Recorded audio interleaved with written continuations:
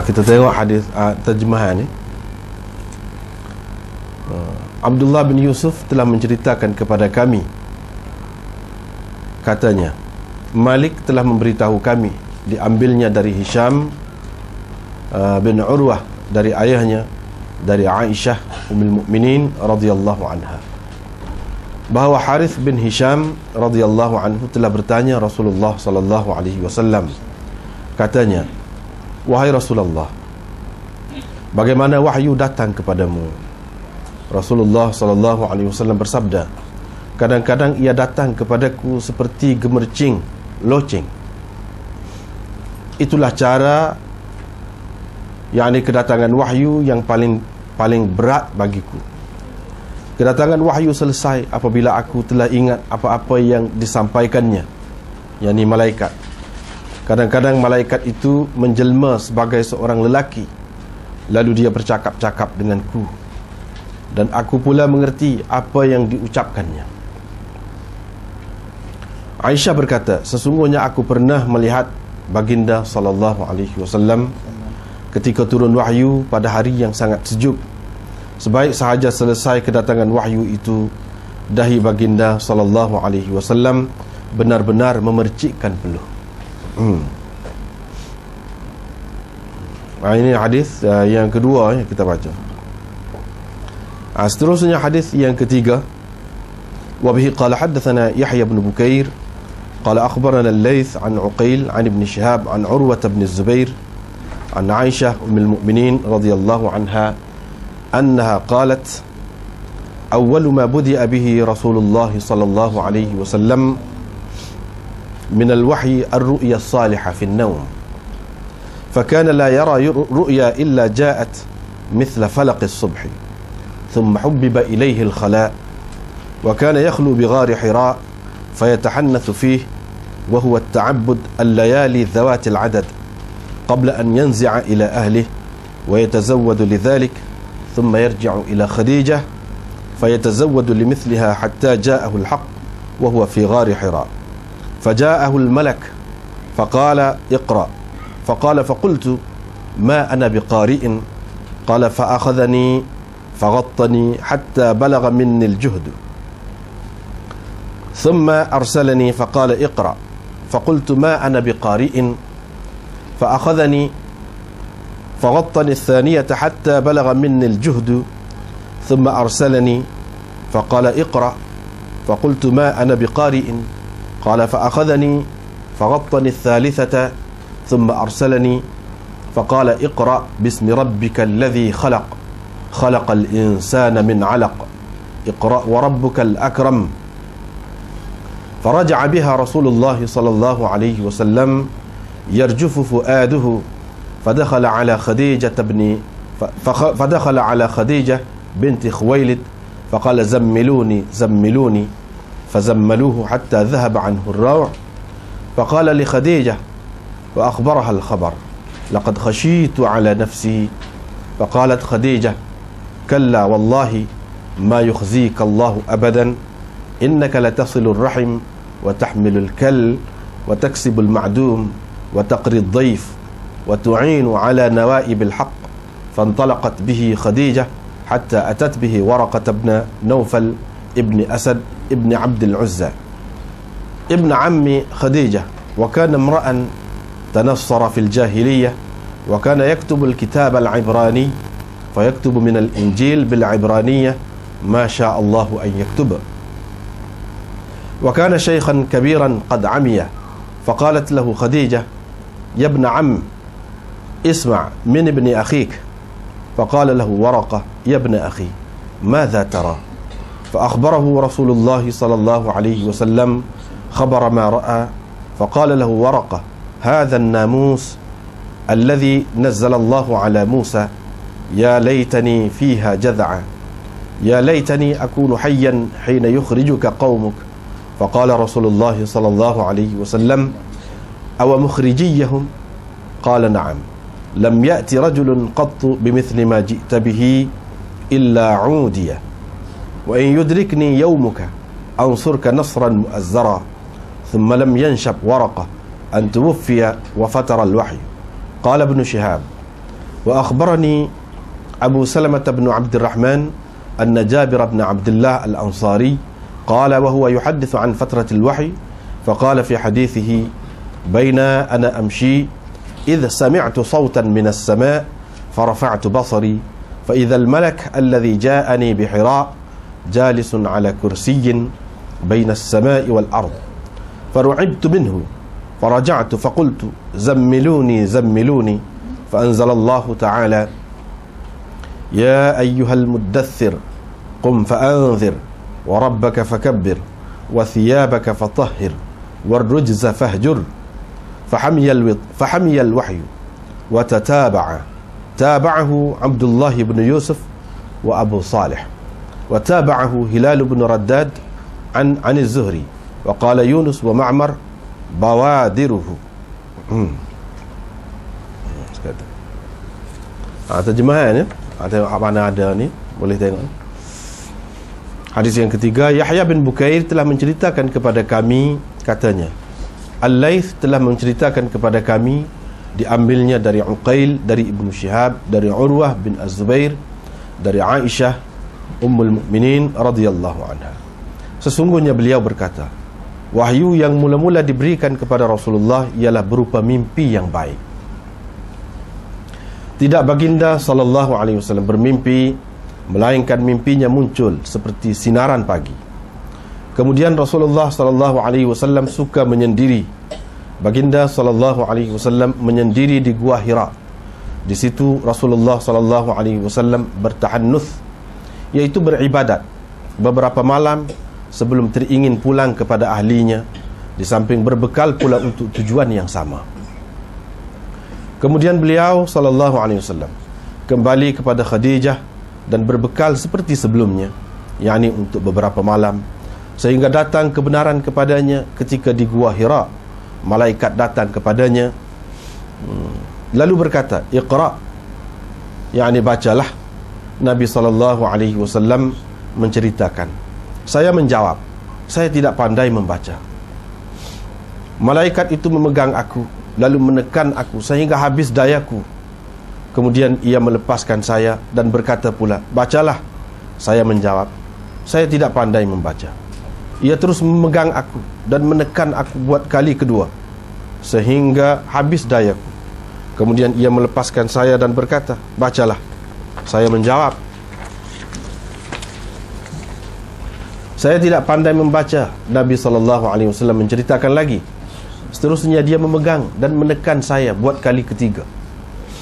Kemudian melepaskan saya, lantas dia berkata, Iqra bismi rabbikal ladzi khalaq. Bacalah dengan nama Tuhanmu. Seterusnya Rasulullah SAW membawa pulang wahyu itu dalam keadaan hatinya berdebar-debar. Beliau SAW pun masuk menemui Khadijah binti Khuwailid seraya berkata, selimutkan saya, selimutkan saya. Mereka pun menyelimutkannya sehingga hilanglah rasa takut beliau. Rasulullah SAW menceritakan apa yang berlaku kepada Khadijah dan seterusnya berkata, sesungguhnya aku benar-benar bimbangkan diriku. Khadijah berkata, tidak, demi Allah, sampai bila pun Allah tidak akan menghinamu. Sesungguhnya engkau selalu menghubungi keluarga, menanggung beban orang-orang susah, mengusahakan sesuatu untuk orang yang tiada perusahaan, melayani tetamu, dan membantu orang ketika bencana-bencana alam menimpa. Khadijah pun membawa Nabi SAW pergi kepada Waraqah bin Naufal bin Asad bin Abdul Uzza, yang sepupu Khadijah. Waraqah telah menganut agama Nasrani di masa jahiliyah. Beliau pandai menulis kitab dalam bahasa Ibrani. Beliau dapat menulis kitab Injil dalam bahasa Ibrani, apa saja yang dikehendakinya. Ketika itu beliau telah tua dan buta. Khadijah berkata kepadanya, wahai sepupuku, dengarlah cerita dari anak saudaramu ini. Waraqah berkata kepada baginda SAW, wahai anak saudaraku, apakah yang engkau lihat? Rasulullah SAW pun menceritakan kepada Waraqah apa yang dialaminya. Terus Waraqah berkata kepadanya, itu ialah namus yang Allah telah turunkan kepada Musa. Aduhai diriku, kiranya aku ketika itu yakni ketika engkau diutuskan sebagai Rasul, masih muda belia. Aduhai kiranya aku masih hidup ketika kaummu mengusirmu. Rasulullah SAW bertanya, adakah mereka sampai mengusir daku? Waraqah menjawab, ya, tiada seorang pun yang telah membawa apa yang kau bawa ini, melainkan dia dimusuhi.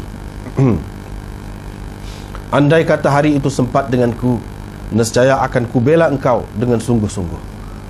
Tidak lama kemudian Waraqah pun wafat dan wahyu terhenti.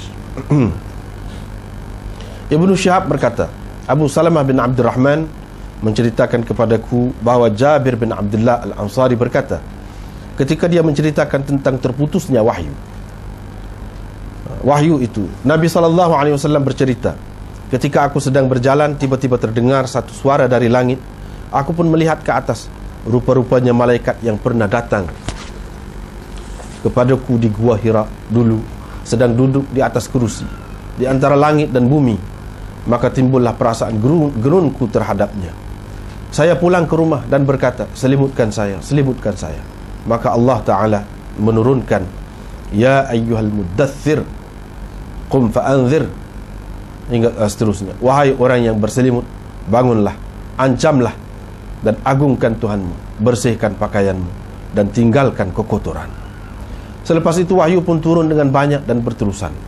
Abdullah bin Yusuf dan Abu Salih merupakan mutabi' kepada Yahya. Hilal bin Raddad merupakan mutabi' kepada Uqail dari Az-Zuhri. Yunus dan Ma'mar dalam riwayatnya menyebutkan bawariduhu, bawadiruhu, di tempat fuaduhu. Itulah dua hadis kita tengok hari ini.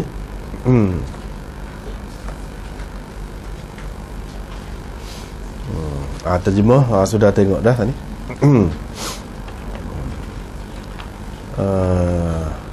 Hadis yang mula-mula sudah berlalu, iaitu berkenaan dengan niat. Dan di sana kita pun sudah dapati juga pada bulan lepas bagaimana perkaitan kesesuaian hadis yang pertama tu dengan bab yang dikemukakan oleh Bukhari. Sebabnya dalam Bukhari ni yang paling penting sekali ialah tajuk dia tu. Tajuk dia sangat istimewa, berbeza daripada kitab-kitab lain. Dan kita tak boleh tengok gitu saja tajuk dia. Tetapi kita kena cuba memahami dan menyelami maksud dia tu. Baru ni kita sudah bincang dah, dalam tajuk tu disebutkan dua bahagian, iaitu kaifa kana bad'ul wahyi ila Rasulillah sallallahu alaihi wasallam. Itu satu juzuk, satu bahagian. Yang kedua, firman Allah azza wa jalla, inna auhayna ilaika kama auhayna ila nuhin, dan seterusnya. Itu juzuk yang kedua atau bahagian yang kedua daripada tarjamatil bab, yang ini tajuk yang dibuat oleh Bukhari, tarjamatil bab. Jadi berhubung dengan hadis yang pertama dan kaitan dia dengan tajuk itu sudah kita bincang dah, iaitu dari segi mana yang dikatakan permulaan wahyu itu, sedangkan tak ada sebut pun dalam hadis yang pertama itu berkenaan dengan permulaan. Jadi jawabnya dari segi makna dia tu ada. Macam mana wahyu tu nak mula sampai kepada Nabi SAW terima, iaitu apabila dia ni ada niat yang baik, niat yang betul itu, dan dia ada hijrah daripada rumah dia pergi ke Gua Hira. Situlah bermula puncanya. Itu kesesuaiannya dengan tarjamatil bab dia tu. Tarjamatil bab Bukhari ni dia seperti baru ni, dalam muqaddimah baru ni kita sudah sebut dah, sampai ada ulama yang mengatakan ada 70 usul dia. Yang ni tajuk-tajuk yang Imam Bukhari buat di sepanjang kitab dia ni, boleh kita kait, ni masuk bawah usul ni, ni masuk bawah usul ni, ni masuk bawah usul. 70 ada. Jadi nak faham Bukhari ni, mana kena faham 70 tu lah. Jadi 70 tu baru ni sudah disebutkan, iaitu kalau nak tengok, sesiapa yang mampu boleh tengok dalam kitab Lami'ud Darari ala Sahih al-Bukhari. Dalam tu dia sebut. Dan pada kebanyakan usul yang disebutkan, dia kemukakan juga, dia buat mari juga hadis yang sesuai dengan usul, hadis yang sesuai dengan usul yang ada dalam Bukhari ni sendiri. Jadi kadang-kadang kita tengok zahir dia tu tak ada sebut perkataan permulaan, tapi kalau kita perhati menyelami makna dia, kita akan nampak memang sesuai dengan tajuk yang dibuat. Jadi hadis yang kedua ni, baru ni kita sudah sebut dah, Imam Bukhari hadis mula-mula dia start dengan Humaidi. Dia start dengan Humaidi. Humaidi ni tok guru dia di Mekah. Hadis yang kedua dia start dengan tok guru dia Abdullah bin Yusuf. Abdullah bin Yusuf ambil daripada Malik. Dia nak isyarat ni tok guru dia orang Madinah. Tok guru dia orang Madinah. Dia nak isyarat kepada wahyu peringkat kedua. Boleh kita bahagikan kepada dua, wahyu Makki dan wahyu Madani. Dia isyarat tu. Dah mula-mula tu isyarat kepada wahyu mula-mula tu di Mekah. Dan Humaidi itu adalah daripada keturunan Quraisy.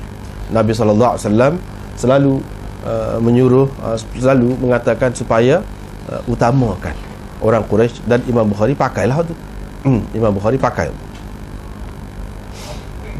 Yang kedua hadisnya iaitu Abdullah bin Yusuf.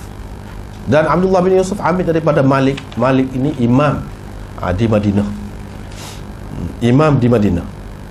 Tujuannya dia nak cerita kepada wahyu tu ada dua peringkat. Ada dua peringkat wahyu. Yang pertama Makki dan yang kedua Madani di Madinah. Itu nak isyarat. Dia banyak isyarat, banyak sangat isyarat dalam Bukhari ni. Benda-benda yang halus, yang seni-seni, yang mana kalau kita tidak teliti, terlepas. Benda-benda macam tu pun dia ambil kira. Benda-benda yang seumpama itu pun dia ambil kira. Satu lagi sebagai peringatan sebelum pergi lebih jauh ni, saat ni kita baca dah hadis tu kan, dengan sanad dia sekali. Kita baca lagu mana? Wabihi qala haddathana Al-Humaidi, qala haddathana Sufyan, qala haddathana Yahya, dan seterusnya. Wabihi qala haddathana Abdullah bin Yusuf, qala akhbarana Malik an Hisham bin Urwah an Abi. Wabihi itu apa makna? Dan kita akan sebut gitu semualah akan datang. Apabila jumpa haddathana Hafsah tu, wabihi dulu. Apa sebut lagu tu? Ini dari segi kaedah penyampaian hadis lah. Dari segi kaedah penyampaian hadis. Ada orang panggil dalam istilahnya ada hadis. Yang ni bagaimana cara kita nak menyampaikan hadis. Iaitu kita kena sebut gitulah.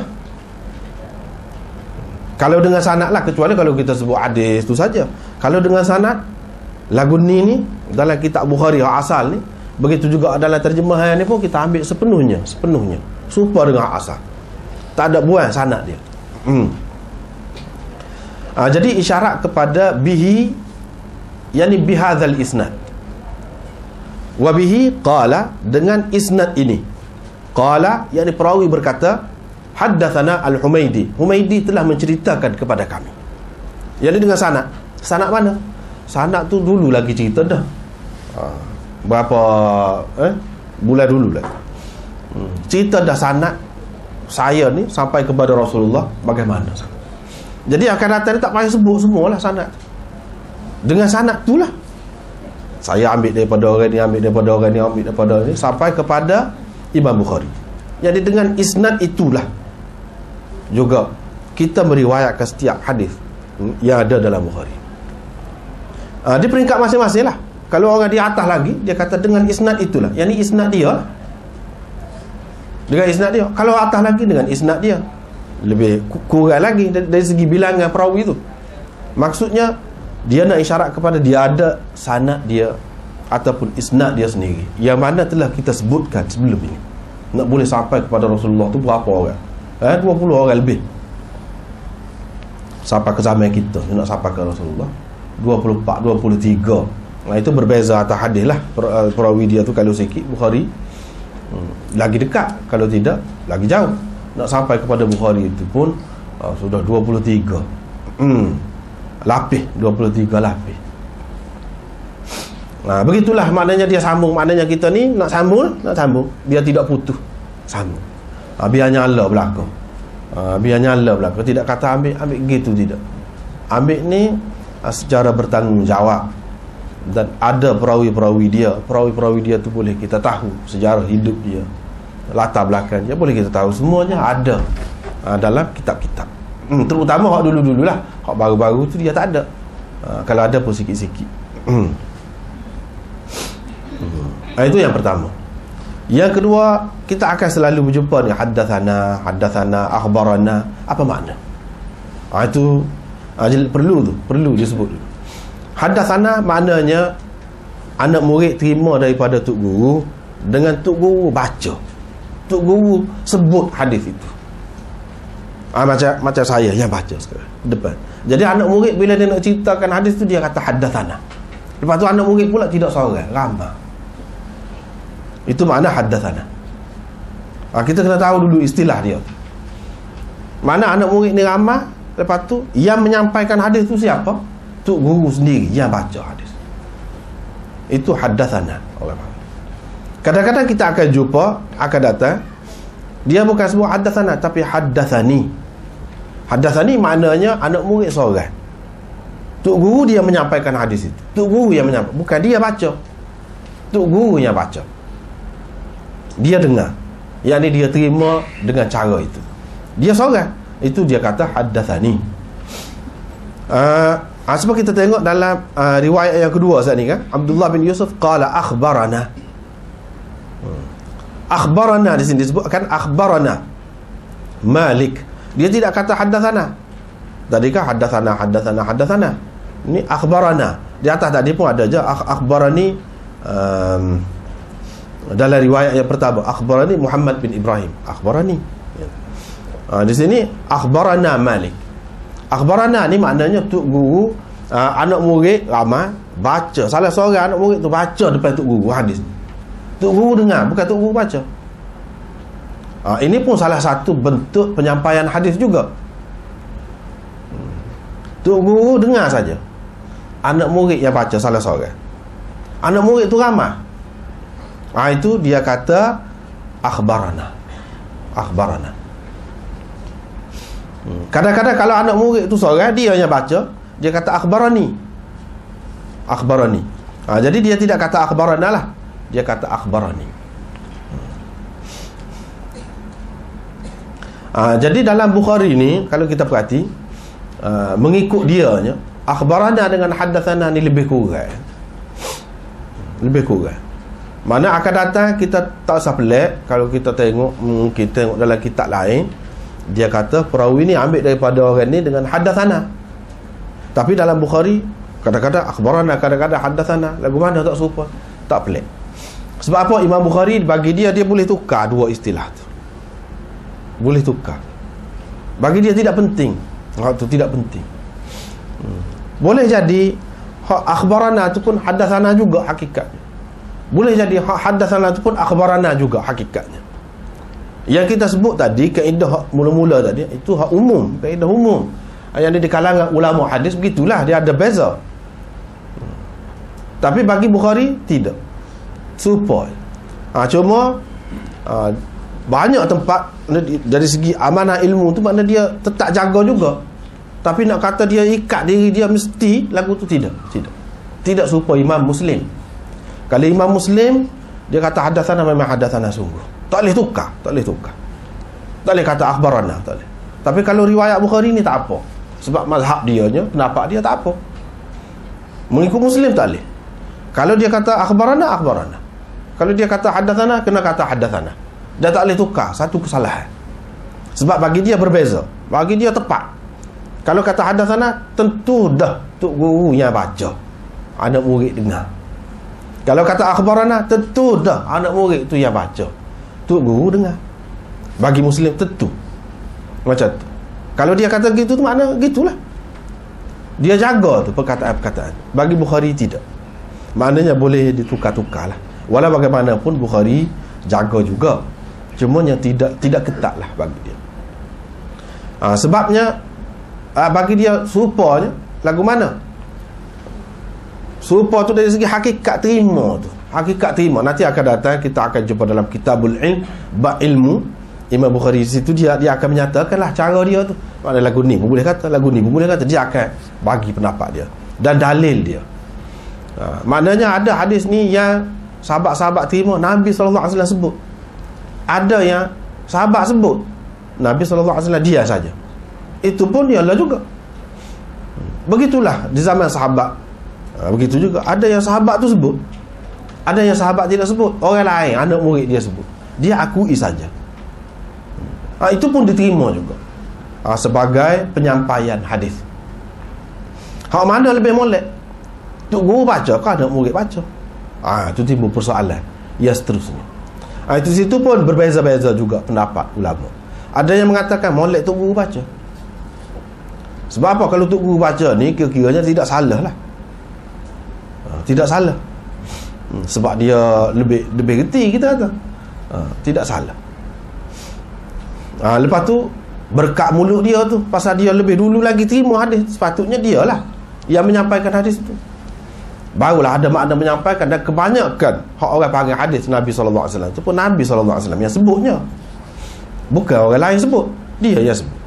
Jadi lebih baiknya tok guru lah sebut. Dia kata gitu.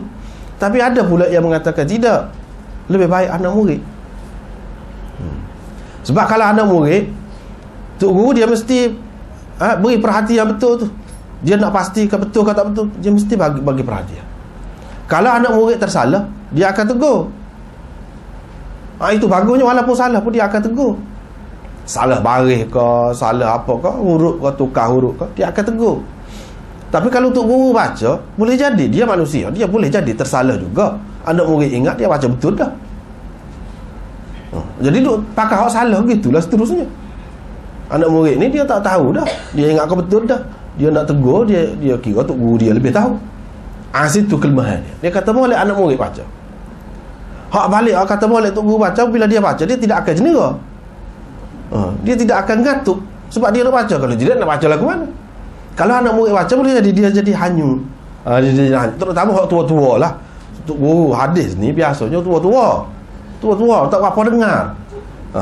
Ada tok guru saya seorang, tok guru Muslim, hadis Muslim, mengaji dengan dia. Jalan pun slow, dekat-dekat yang lakah pun, telinga pun tak dengar. Tapi dia tu orang nak. Sebab apa? Sanak dia tinggi. Kalau orang lain 2-3 celah, dia sah. Itu kelebihan dia je. Jadi walaupun dia tak dengar, dia tidak hurah banyak, dia pakai suruh anak murid baca, dia pun tak apa dengar. Kadang-kadang begitulah. Tapi dia dikehendaki ingatan dia bagus, ingatan dia molek, tak ada satu. Itu sebab apa? Kalau tok guru ni dengar, anak murid baca, boleh jadi dia hanyut, terutama orang tua-tua saat ni. Jadi anak murid tu dia ingat kau tok guru ni dengar molek, jadi dia baca salah, dia ingat tok guru tak tegur ni betul dah lah. Itu pun kemungkinan salah juga. Jadi kata hak moleknya tok guru baca. Walau bagaimanapun ada kemungkinan belaka tu, baik buruk dia tu ada. Jadi kalau kita kata macam tadilah, tok guru tu tua dah, penat, dia nak baca pun tak apa-apa gerak, kita kata moleklah anak murid baca. Tetapi macam tok guru saat ni, kata tok guru Muslim tu, bila dia orang baca, dia perhati betul, begini dia turut betul dia. Mana tak ada ngatuk lah, tak ada ngatuk dia nya. Walau bagaimanapun itu kemungkinan.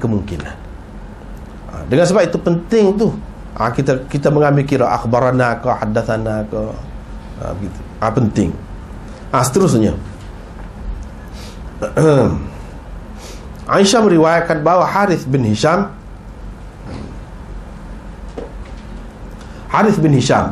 di sini kalau kita ada kitab ni kan, dia banyak kelebihannya. Dia ada tulis bawah tu kecil, dia ni adik-beradik Abu Jahal lah.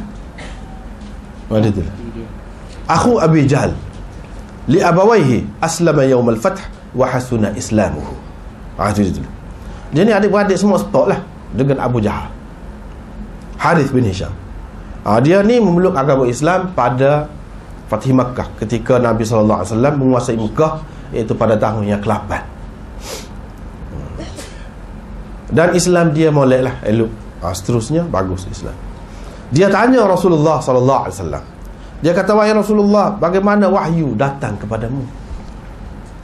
Bagaimana wahyu datang kepadamu? Nabi SAW pun kata, kadang-kadang dia datang begini, kadang-kadang begini. Di sini kalau kita tengok dalam hadis ni, dia tidak tanya bagaimana wahyu tu mula-mula datang kepadamu.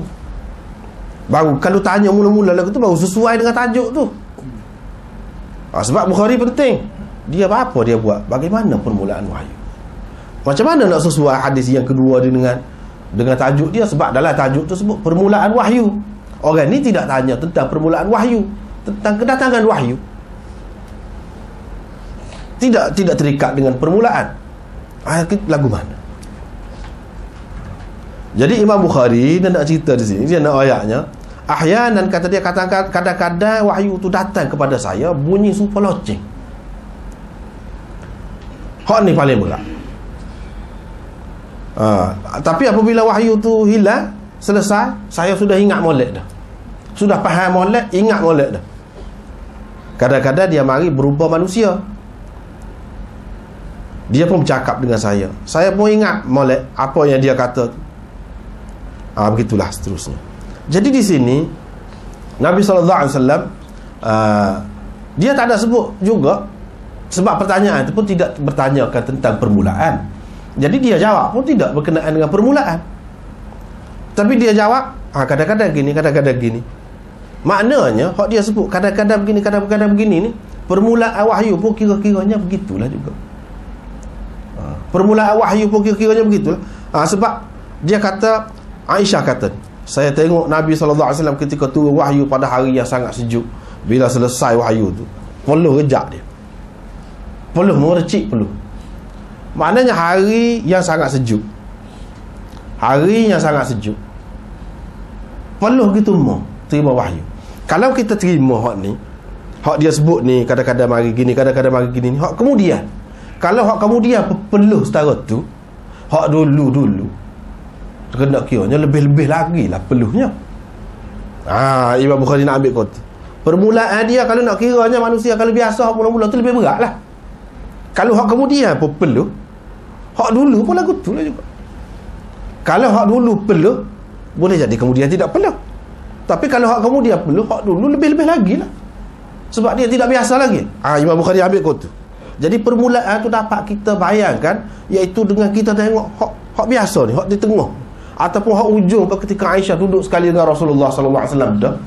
Ketika di Madinah lah kata, Aisyah duduk sekali dengan Rasulullah. Maknanya itu lewat dah. Ketika hak lewat lagu tu pun peluh. Boleh faham dengan sendirilah hak permulaan dia lagu mana. Lepas tu apa yang Nabi SAW peluh? Berat lah. Berat. Wahyu-wahyu ni jenis berat. Dia nak ayat tu. Dia nak ayat tu. Berat. Berat kot mana?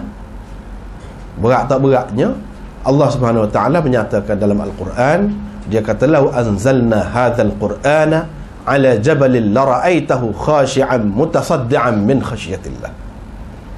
Kalau kami turunkan Quran ini kepada gunung, nescaya engkau akan melihat gunung itu rata, tunduk, maksudnya rata, hancur, mutasaddian, pecah, min khasyatillah, kerana takut kepada Allah. Maknanya wahyu ni sesuatu amanah, suatu perkara yang besar. Jadi sehingga kalau diturunkan kepada gunung, gunung pun hancur. Gunung pun hancur. Dalam riwayat lain, dalam Bukhari ni kita akan jumpa akan datang, Zaid bin Thabit menceritakan pernah Rasulullah SAW mendapat wahyu pada ketika tu paha dia ni, lutut dia duduk atas lutut aku, duduk dekat lah maknanya. Ketika tu aku berasa macam nak patah paha aku. Di dalam Bukhari ni kita akan jumpa akan datang. Apa gitu? Berat. Berat. Ada ketikanya Rasulullah SAW tu, dia merah muka dia. Merah muka. Itu menunjukkan berat wahyu itu. Sebab tu ia jadi peluh. Permulaan lebih-lebih lagi lah. Kalau kita tidak nak kata serupa kau dulu kau kemudian, hak lebih sesuai je, lebih-lebih lagi lah. Terasa berat itu. Terasa berat tu lebih-lebih lagi lah. Jadi kita nak faham macam mana berat tu, benda wahyu ni berat. Berat tak berat ni ginilah. Kalau kita orang kemudian ni, kita kata Quran tu sentiasa diterjemah, ditafsirkan, tak habis-habis tafsir. Begitu juga dengan hadis ni. Sebab hadis ni kita sudah bincang dah dulu, salah satu bentuk wahyu juga. Berat, banyak kan ni Quran dengan hadis. Sampai sekarang dia tak habis lagi orang tafsir. Kalaulah kita andaikan, kita terima tafsiran-tafsiran itu tepat belaka. Tepat belaka. Bayangkan makna dia. Dah orang nak boleh buat lagu tu bukan main belajar, susah. Lama bukan main tu. Nak boleh faham lagu tu. Nak boleh buat kesimpulan gitu. Dan apabila dia faham, dia sanggup mati kerananya. Dia sanggup habis harta benda kerananya. Itu mana akibat faham. Semua tu sekaligus Nabi SAW sudah faham dah. Katakanlah supaya Allah Subhanahu Wa Taala kata wa 'allama Adam al-asma'a kullaha. Allah Subhanahu Wa Taala mengajar kepada Adam tu semua nama. Semua nama. Kau tak ada sama dia ke helikopter, kau kita kata roket, kau apa, ajar dah. Cuma tidak tubik sama dia, tapi dalam diri dia tu sudah ada. Sebab itulah anak cucu dia ni ada kemampuan. Dia ada kelayakan, ada bakat untuk dapat benda-benda tu. Sebab pada hakikatnya sudah ada dah persediaan dalam tu. Begitu juga hak tubik sekarang ni. Bayangkan kalau kita kata Nabi SAW sudah faham belaka tu. Setara mana pula? Macam-macam ilmu, tak habis-habis. Hasil daripada ilmu tu sebab kita kata tadi lah, orang sanggup mati, orang sanggup habis harta, orang sanggup segala-gala kerana isi tu. Nabi SAW sendiri, dia tahu, dia nampak dah benda tak, orang lain tak nampak lagi. Dia nampak dah. Tak berat lagu mana lagu tu. Tak berat lagu mana. Tentu sekali berat nak menanggung. Itu satu perkara yang kita kena faham, yang mudah untuk memudahkan faham. Yang kedua, kita kata begini, apa bezanya Nabi SAW dengan Nabi-Nabi yang lain juga begitu juga dengan kita manusia biasa.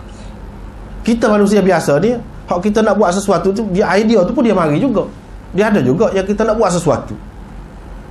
Kalau seorang yang nak buat bangunan, dia ada dalam kepala dia, nak bangunan lagu ni. Ada dalam kepala dia. Kalau seorang tu seorang penulis, dia ada dalam kepala dia tu, dia nak buat lagu ni. Ada belakang. Tapi kalau orang yang tidak mampu, dia tak terbayang apa satu. Tak ada, kosong tu. Dia tak boleh nak fikir pun. Kalau kita paksa dia, teruklah dia. Itu manusia biasa. Kalau kita pergi naik kepada hak tinggi sikit lagi, hak manusia, orang panggil ahli fikir, ahli saintis, kita kata macam-macam lagi, mereka penemu ini, lagi jauh. Dia serupa kita juga. Dari segi zahir, rupa dia serupa kita juga. Tapi apa hak dia dapat, apa hak dia terima tu, tidak serupa kita. Itu beza. Tetapi masih dalam lingkungan biasa lagi. Maknanya hak tu berdasarkan pengalaman, berdasarkan uji kaji yang dia buat, berdasarkan fikiran dia duduk menengung mikir tu, dia dapatlah hak tu. Walau bagaimanapun dia terpulang kepada kemampuan dia tu, bakat yang ada pada dia tu. Kalau tidak, dia tak boleh buat. Dia tak akan jumpa ke dia.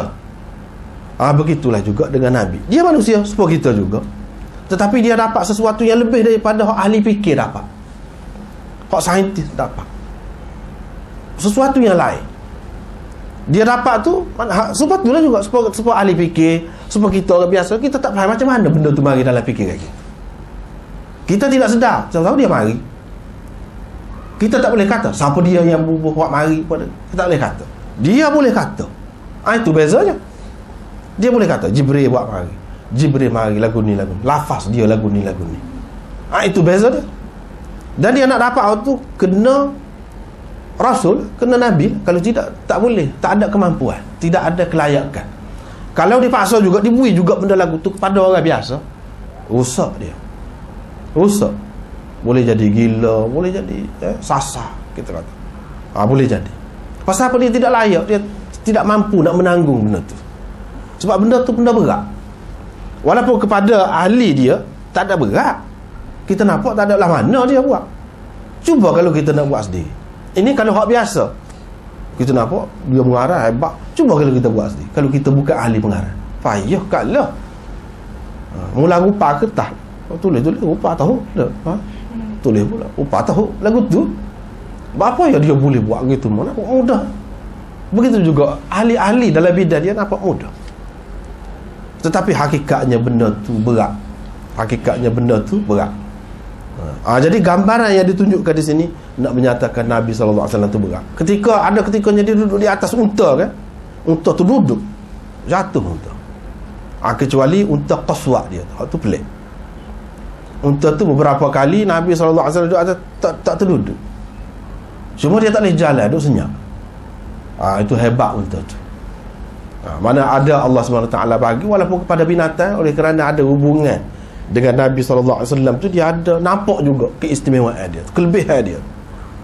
Sehingga unta tu kan, bila pergi ke Madinah kan, sahabat ni kata, mari sehingga rumah kami lah wahai Rasulullah, kami sanggup terima Rasulullah sebagai tetamu.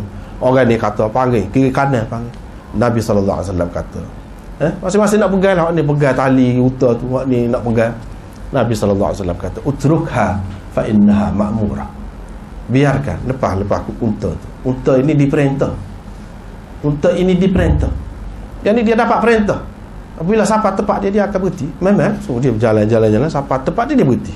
Dia berhenti di rumah Abu Ayyub, di hadapan rumah Abu Ayyub. Nabi kata, sini. Dia pun rumah tu. Dia singgah rumah Abu Ayyub, duduk situ. Jadi unta pun maknanya ada kesan dia. Dan unta ni ada keistimewaan dia. Hak lain, kalau unta lain naik, tu duduk.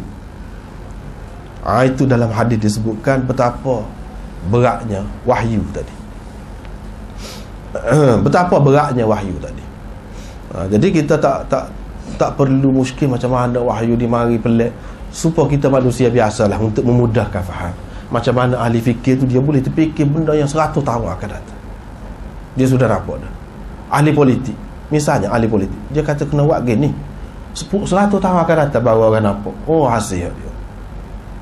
Dia nampak, orang lain tak nampak. Begitulah ni. Siapa dia yang bagi kepada ahli fikir, ahli politik, kau siapa saat ni? Siapa? Allah SWT juga. Cuba kita tak boleh rayak, macam mana dia mari? Begitulah.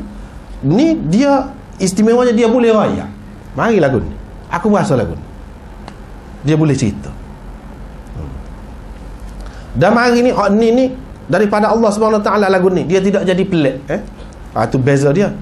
Tidak kata jadi bertelanjang kau lari ke. Tidak berlaku begitu. Ataupun jadi kecek ngapu kok sih ke. Tidak.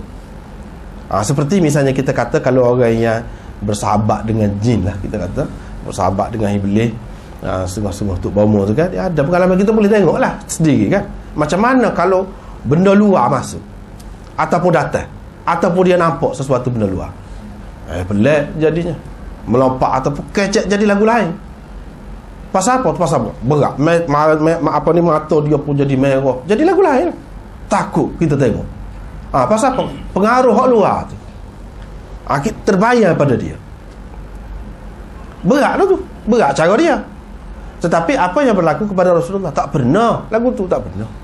Siapa dia lupa diri, siapa dia tak khabar, enggak lari, tak ada. Itu nak ayat hebat dia tu. Mana asal kejadian Allah SWT buat sudah mampu menanggung benda ni. Sebab itulah Allah SWT bagi kepada dia. Dia tak akan bagi kepada orang yang tidak layak.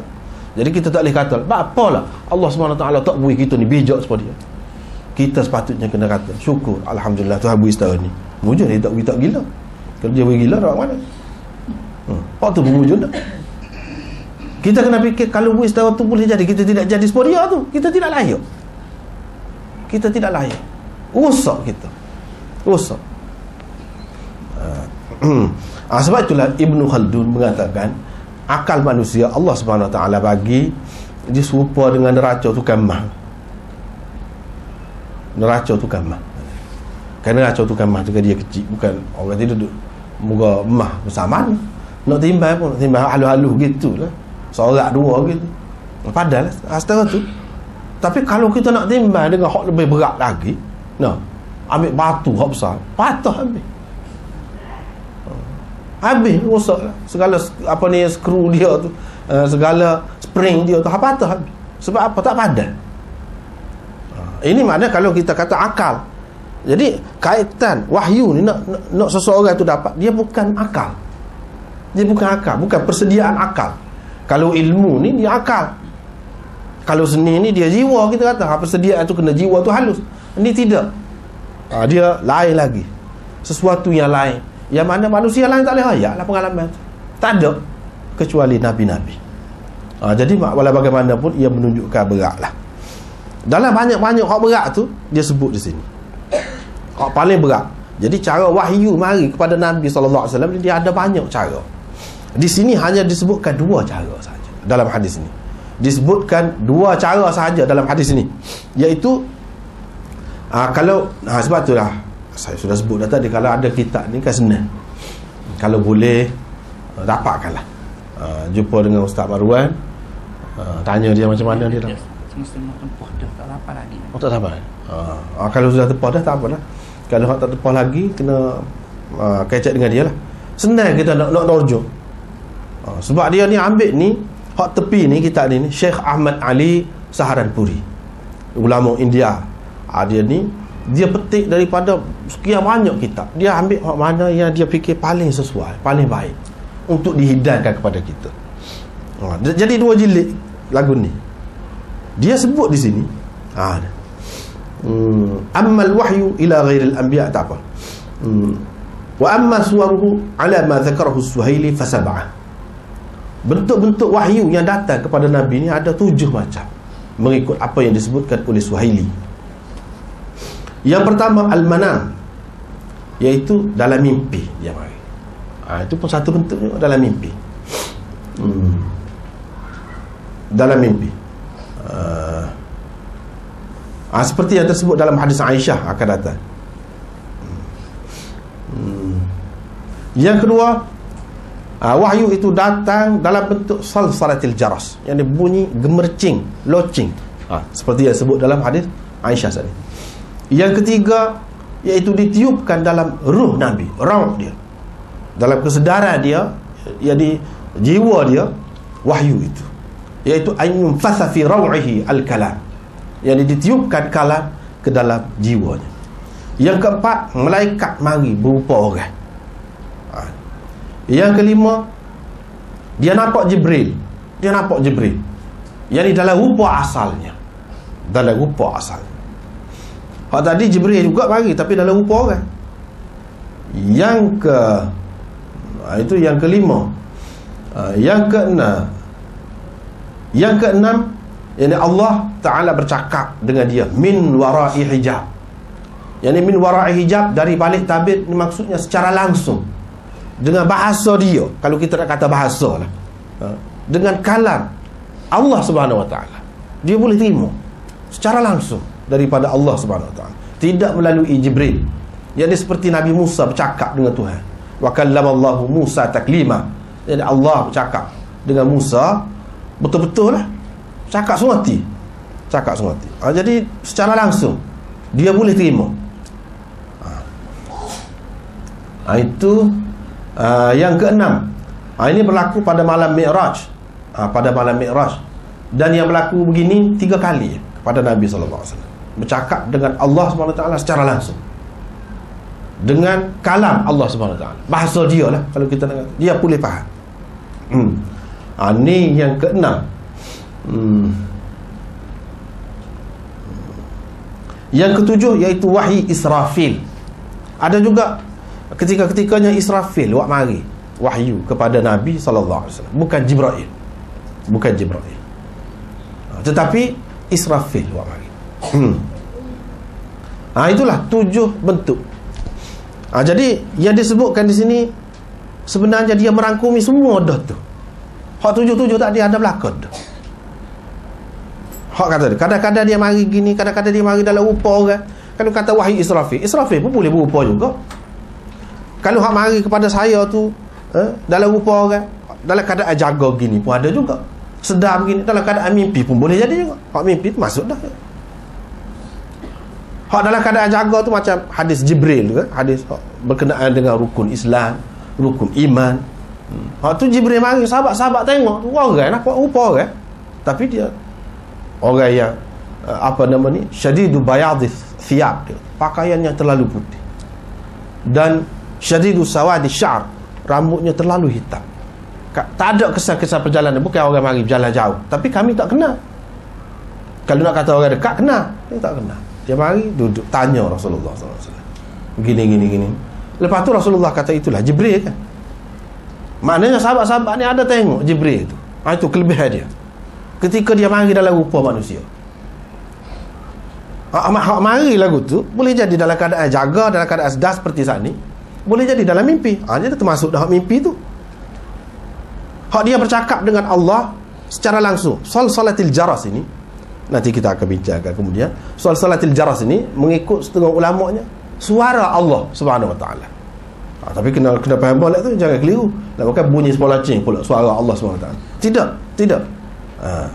Tetapi itu satu gambaran, satu pengertian dia diberikan oleh Nabi SAW tentang makna tadi.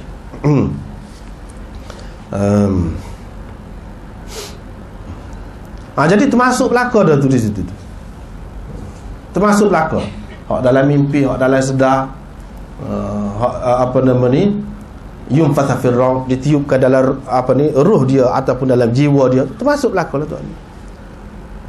Walaupun sebut dua, maknanya merangkumi hak tujuh tadi tu. Walaupun ulama sebut hak tujuh, masuk dalam ni belaka. Dia kata hak paling beratnya hak mari supaya loceng bunyi. Apa supaya loceng tu berat? Apa makna bunyi supaya loceng tu, apa makna? Macam-macam pendapat ulama. Di sini ada yang kata maksud supaya loceng ni maknanya sesuatu ucapan yang tidak boleh kita nak faham lah dalam keadaan biasa. Supaya loceng kita boleh faham bunyi, tapi kita boleh faham? Tak boleh faham. Tapi Nabi SAW dia kata saya faham. Dia kata saya faham. Bila selesai tu saya pun ingat molek, faham molek lah. Apabila dia sebutkan dalam bentuk ada sekarang ni lah, dalam bentuk hadis ke ataupun Quran begitu, tapi yang sampai kepada dia tu begitu. Dia mengalami, dia berasa begitu. Makna kalau dia nak cerita kepada orang, nak suruh mudahnya, hak mari tu makna kalau nak kira orang dengar dia tak faham supaya bunyi loceng. Tapi bukan makna loceng tu sendiri bunyi supaya loceng tu, tidak. Nak ayatnya supaya loceng. Loceng kamu boleh faham kau? Kalau orang mari kecek bahasa kita dalam mikrofon ni, kita kata lagu ni tak faham, jangan pergi situ, air tu tak boleh nak guna tu, misalnya kita kata air dalam kolam, faham selalu kan kalau kecek bahasa lagu tu. Kalau kita kata dengan bahasa lain, mungkin kita tidak faham, orang lain pula faham juga. Ni tidak, ni bukan bahasa biasa. Dia nak cerita tu cuma digambarkan dalam bentuk loceng. Loceng tu bukan dimaksudkan loceng, bunyi loceng sungguh, tidak. Tapi maksudnya sesuatu yang tidak boleh difahami, bukan bahasa biasa. Itu makna satu. Yang kedua, loceng ni bukan wahyu. Loceng tu sendiri, loceng tu sebagai alamat nak mari wahyu, nak tarik perhatian Nabi SAW. Ini supaya dengan kita learn ni. Telefon tu kan, sebelum pada kita nak kejap dengan orang tu nak kejap dengan kita bunyi kering, nak menarik perhatian kita bahawa ada orang nak kejap dengan kita pun pergi akak telefon, akak senyap. Hak tu sendiri bukan wahyu, cuma nak cerita alamat kedatangan wahyu.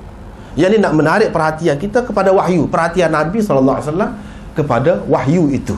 Dia bukan wahyu sendiri, tidak, tetapi ia adalah satu cara untuk menarik perhatian Nabi SAW. Kalau lagu tu apa yang beratnya? Itu pula ulama kata, kalau dia tu tidak wahyu, apa yang berat tu? Gapa dia hakikat hak berat tu? Dah kalau hak tadi bukan wahyu. Sebab tu dia kata tidak, hak tu memang wahyu dah. Salatil jaras tu memang adalah wahyu dah. Bukan satu peringatan, satu amaran tentang kedatangan wahyu, tidak. Bahkan ia adalah wahyu sendiri dah. Itu dua. Yang ketiga ada yang kata salatil jaras ni suara Jibril yang bunyi kepada Nabi SAW lagu tu. Suara Jibril menyampaikan wahyu, dia bunyi lagu tu. Hak dia bunyi lah. Tetapi dia boleh cerita kepada kita seperti yang ada sekarang ni. Kalau kita dengar bunyi lagu tu, kita tidak akan tertanggung bunyi lagu tu, tak akan mampu menanggungnya. Sebab apa? Hak dia bunyi setara tu hakikatnya kuat tu. Tapi kepada dia yang sudah ada kelayakan, sudah ada bakat, sudah ada persediaan dia, bunyi lagu tu. Kalau orang lain tak boleh. Kalau orang lain tak boleh. Misalnya kita kata, kalau kita nampak Kalau kita nampak hantu, lagu mana? Tak pasal. Nah, pasal kalau nak tengok besar gitu. Ataupun bunyi suara tu degah terlajak. Terkejutlah kita. Itu kalau kita. Kalau dia tidak, dia boleh terima bunyi lagu tu. Tetapi hakikatnya suara Jibril. Ada yang mengatakan begitu. Itu 3. Yang keempat, dia kata bukan suara. Itu bunyi kepak Jibril ketika dia mari. Ada juga yang mengatakan begitu, bunyi kepak Jibril apabila dia mari. Sebab Jibril dalam rupa asal dia ditunjukkan kepada Nabi SAW, ada kepak dia. Tak tahulah rupa lagu mana, tapi disebutkan begitu. Kepak 900 sayap dia. Sayap dia tu 900. Dan sayap dia tu pelik, tidak serupa dengan sayap biasa ni. Dia ada permata sinar lah. Tu pelik lah. Begitu ia disebutkan dalam hadisnya. Jadi itu bunyi kepak dia, kata dia. Itu yang keempat. Yang kelima, ada yang mengatakan tidak, ini bukan bunyi kepak dia, bukan suara dia, tidak, tetapi bunyi rumbungan hak mari itu, yang mengiringi Jibril tu mari. Seperti kita kata kalau lebah ataupun burung, kalau banyak sangat lalu dia bunyi. Hak ni pun lagu tu, dia nak ceritanya suasana wahyu yang mari tu terpelihara. Jadi tidak mungkin mana diganggu ataupun dirampas ataupun diubah oleh jin ataupun syaitan ataupun lain-lain, tak mungkin. Sebab apa? Yang mari ni syadidul quwah, yang kuat. Malaikat-malaikat yang dimakhluk Allah yang kuat jaga Jibril tu mari. Itu maknanya iring dia, pengiring dia yang mari begitu ramai tu, malaikat tak bunyi hak tu. Dia kata. Ada juga ulama yang mengatakan seperti kita kata tadi lah, salatul jaras ni suara Allah dah. Ada juga ulama yang mengatakan seperti kita kata tadi lah, salatul jaras ni suara Allah dah. Tapi kena molek lagi. Suara Allah dah. Lepas tu suara dia, ada suara lagu tu kah? Tidak. Ni gambaran saja. Seperti kita kata tadi lah, dia nak cerita bukan bunyi loceng tu sendiri. Bukan bunyi loceng itu sendiri, tapi bunyi loceng itu nak menyatakan makna sesuatu yang tidak boleh dipaham lah oleh orang biasa. Hak ni pun suara Allah tu digambarkan dengan salatil jaras. Bukan suara Allah SWT tu sendiri supaya loceng bunyi, tidak. Tapi nak ceritanya suara dia tu, kalau orang biasa tak faham, tak boleh pegang apa satu. Tapi dia boleh pegang, dia boleh faham. Bukan nak ayat suara tu sendiri supaya loceng, tidak. Tetapi gambaran loceng tu supaya makna yang pertama tadi, makna nak cerita sesuatu yang orang biasa ni umumnya tak boleh pegang, tak boleh faham apa satu, tetapi dia boleh faham. Sini mengikut Imam Bukhari dan ramai ulama-ulama hadis, dia berbeza daripada pendapat mutakallimin, yakni ahli-ahli ilmu kalam ataupun usuluddin yang lain. Sebab mengikut ahli-ahli ilmu kalam ataupun mutakallimin, usuluddin, ahli usuluddin, Asy'ariyah, Maturidiyah dan lain-lain, dia kata Allah tidak kalam, dia semua terima Allah ni ada kalam, yakni dia bersifat dengan mutakallim, itu semua terima. Tapi kalam dia tu ada suara, ada huruf kah? Kalau tak ada suara, tak ada huruf, situ khilaf. Yakni mutakallimin mengatakan tak ada huruf, tak ada suara, tak ada suara, tak ada huruf, tak ada suara. Tetapi mengikut Imam Bukhari dan ramai ulama-ulama hadis, dia kata Tuhan ada suara, tak ada huruf. Dan ni kalau kita nak eja tak boleh, kalam dia yang sebenar. Tapi suara ada, tapi suara dia tu tidak seperti suara kita. Yakni dalam istilah dia sebut lahu sautun la ka aswatina, seperti lahu yadun la ka aidina. Begitulah. Jadi Allah SWT mempunyai suara, tapi suara tidak seperti suara makhluk. Mana-mana makhluk tak ada, tapi suara. Laisa kamitslihi syai'. Seperti mana dia kata dia ada tangan, kita kena terima lah dia ada tangan, tapi tangan dia tu tak ada satu pun tangan serupa hak makhluk, tak ada. Kita kena terima. Ya, Imam Bukhari kata Tuhan ni ada suara, dia kok mana? Nanti kalau, tapi hal ini ujung kitab Bukhari lah, dalam Kitabut Tauhid akan datang Imam Bukhari menyabitkan pendapat dia, iaitu Allah ada suara. Tapi suara dia tu lagu tu lah, tak ada ahli sunnah dia kata suara dia super makhluk, tak ada. Dan dia sebut ada suara.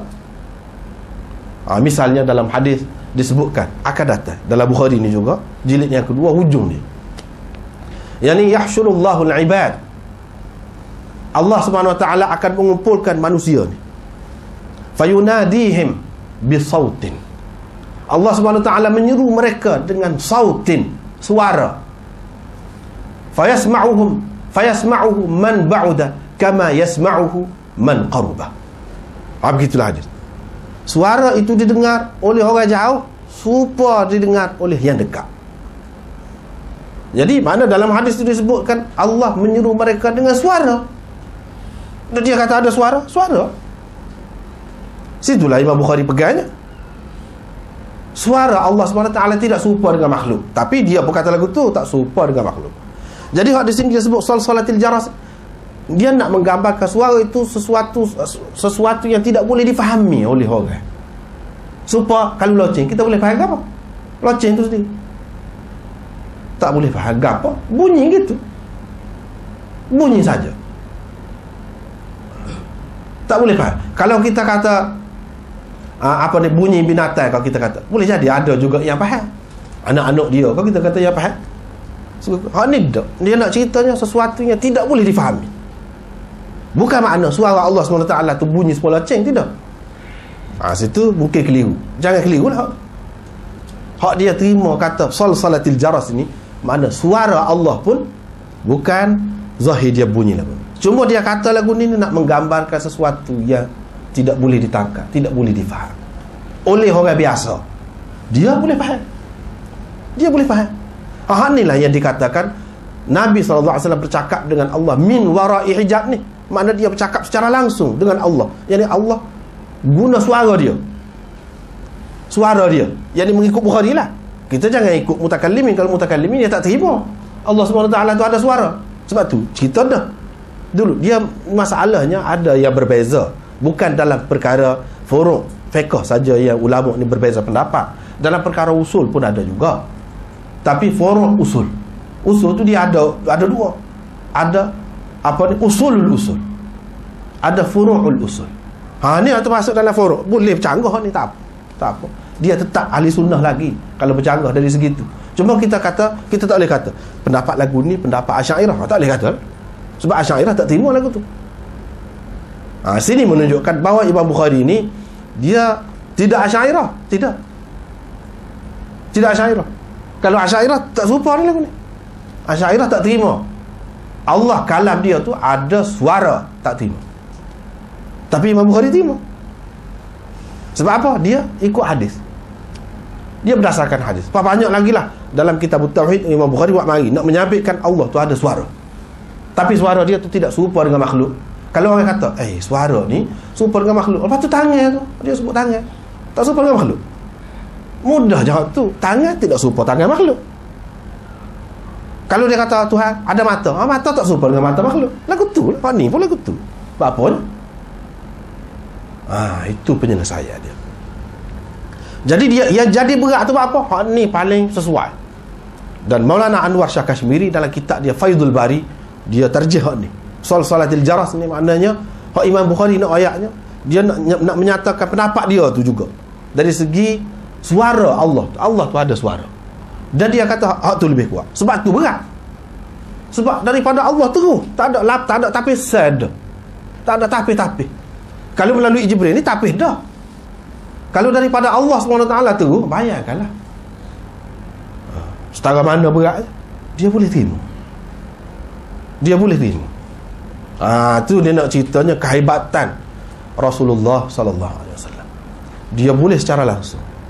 Jibril tu satu makhluk Allah SWT yang hebat besar. Kalau kita tengok tak tertanggung lah. Kalau kita tengok hatu pun tak boleh dah, kebah dah. Kalau tengok Jibril, kalau tengok makhluk lain Allah SWT, kalau tunjuk ke kita tak lagi. Ni dia boleh terima daripada Jibril. Pasal apa? Pasal ada kesesuaian. Kesesuaian tu kita akan sebut akan datang. Macam mana lahir kesesuaian itu. Jadi Nabi SAW terima terus daripada Allah SWT. Dia boleh terima. Dia ada kemampuan itu. Walaupun cara yang seperti ini beberapa kali sahaja. Tidak banyak. Tidak banyak. Hak kebanyakannya iaitu melalui Jibril. Kebanyakannya melalui Jibril. Dan semua hak Quran ini, hak sampai kepada kita ni adalah melalui Jibril. Melalui Jibril. Dan hak ni kita kata apa daripada Allah SWT terus tu tidak lebih. Hak daripada Jibril tu lebih. Apa? Sebab hak ni hak rasmi. Rasmi ni dia banyak lah, tangga-tangga. Dan hak ni menunjukkan lebih utama, lebih sesuai dengan kita manusia, untuk diberikan, untuk dihidangkan kepada manusia lebih sesuai dengan cara bertapis lagu tu. Hak tu lebih sesuai. Sebab itu semua Quran tu dia daripada Jibril. Adapun hak apa nama ni, hadis tu lain. Hadis hak ni hak termasuk dalam yang kedua tadi disebut, ditiupkan sesuatu dalam roh Nabi sallallahu alaihi wasallam. Nabi sallallahu alaihi wasallam pun mentafsirkannya ataupun menterjemahkannya. Dia terjemah. Tu biasa. Hadis ni dia terjemah. Kehendak Allah Subhanahu Wa Taala dah lagu tu. Dia terjemah dalam bahasa dia sendiri. Yang ni bahasa ni dia buat, lahir daripada lidah dia. Hak dia. Hak tu hak apa ni, Quran itu daripada Jibril. Hak tu daripada Jibril buat mari lagu tu dah.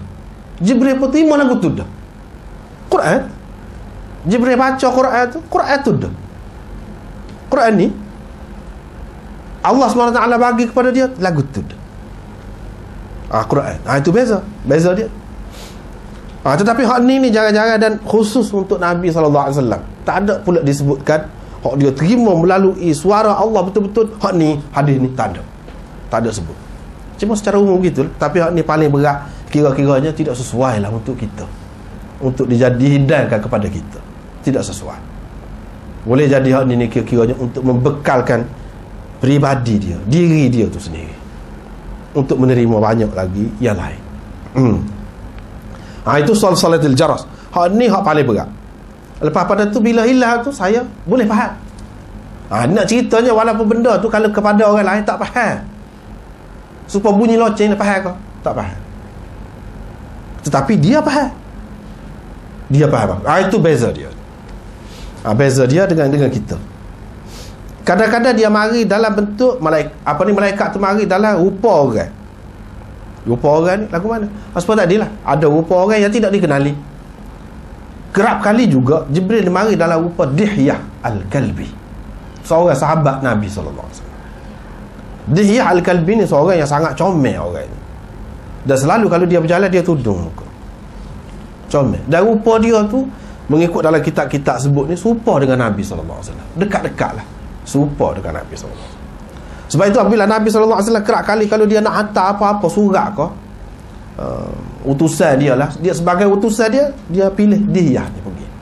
Misalnya nak jumpa Heraklu, nak jumpa orang ni dia kirim. Itu mana sebagai duta dia lah, sebagai duta dia. Sebab apa? Kesesuaian itu. Apa ya Dihyah tu? Sebab dia kelayakan yang ada pada dia tu sebagai mewakili, sebagai utusan, sebagai duta sesuai. Comel satu. Lepas tu orang yang lembut, beralus, pandai, cerdik. Dan dia mewakili orang yang diutuskan, orang yang mengutuskan dia, mewakili orang tu. Maknanya kalau duta sekarang ni, kalau dari segi diplomasi lah, mana dia betul-betul kena mewakili kerajaan dia lah, betul-betul tergambar. Orang nampak, maknanya kalau tengok dia tu, tengok dia saja.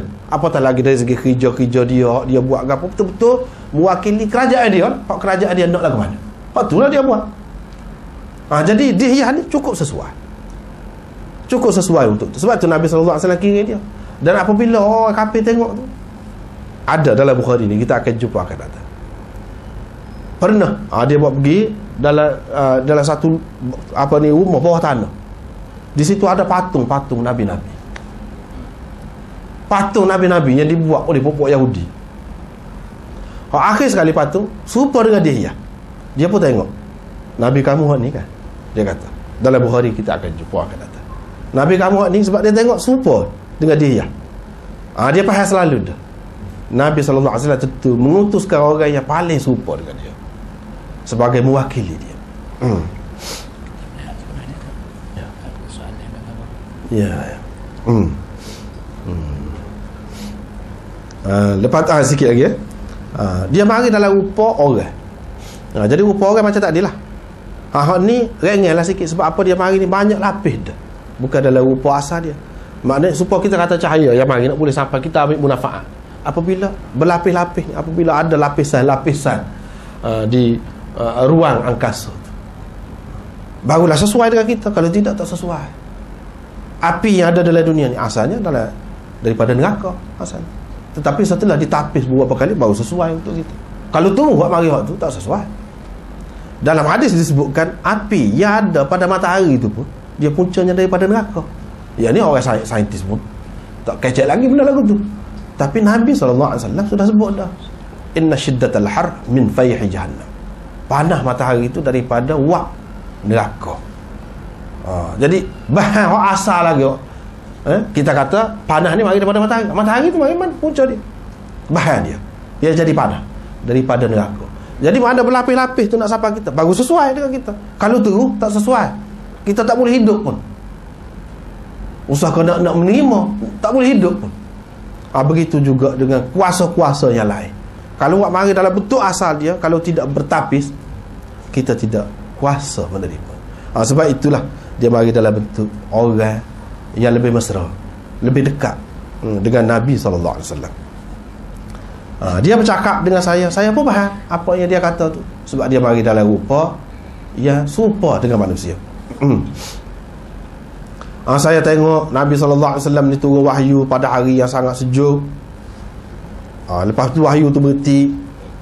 Peluh hujah. Peluh. Ni hak tadi lah. Mana pasal apa? Pasal hakikat wahyu tu berat. Satunya, wahyu ni dia bukan sekadar mari gitu saja. Nak melaksanakannya. Tuntutan dia. Kalau kata wa anzir ashiratakal aqrabin, ancamlah, berilah ancaman kepada kaum keluargamu yang terdekat. Dia bukan setakat kata gitu saja, kena ancam sungguh lah. Apabila ancam tu lagu mana? Lagu hak jadi dah.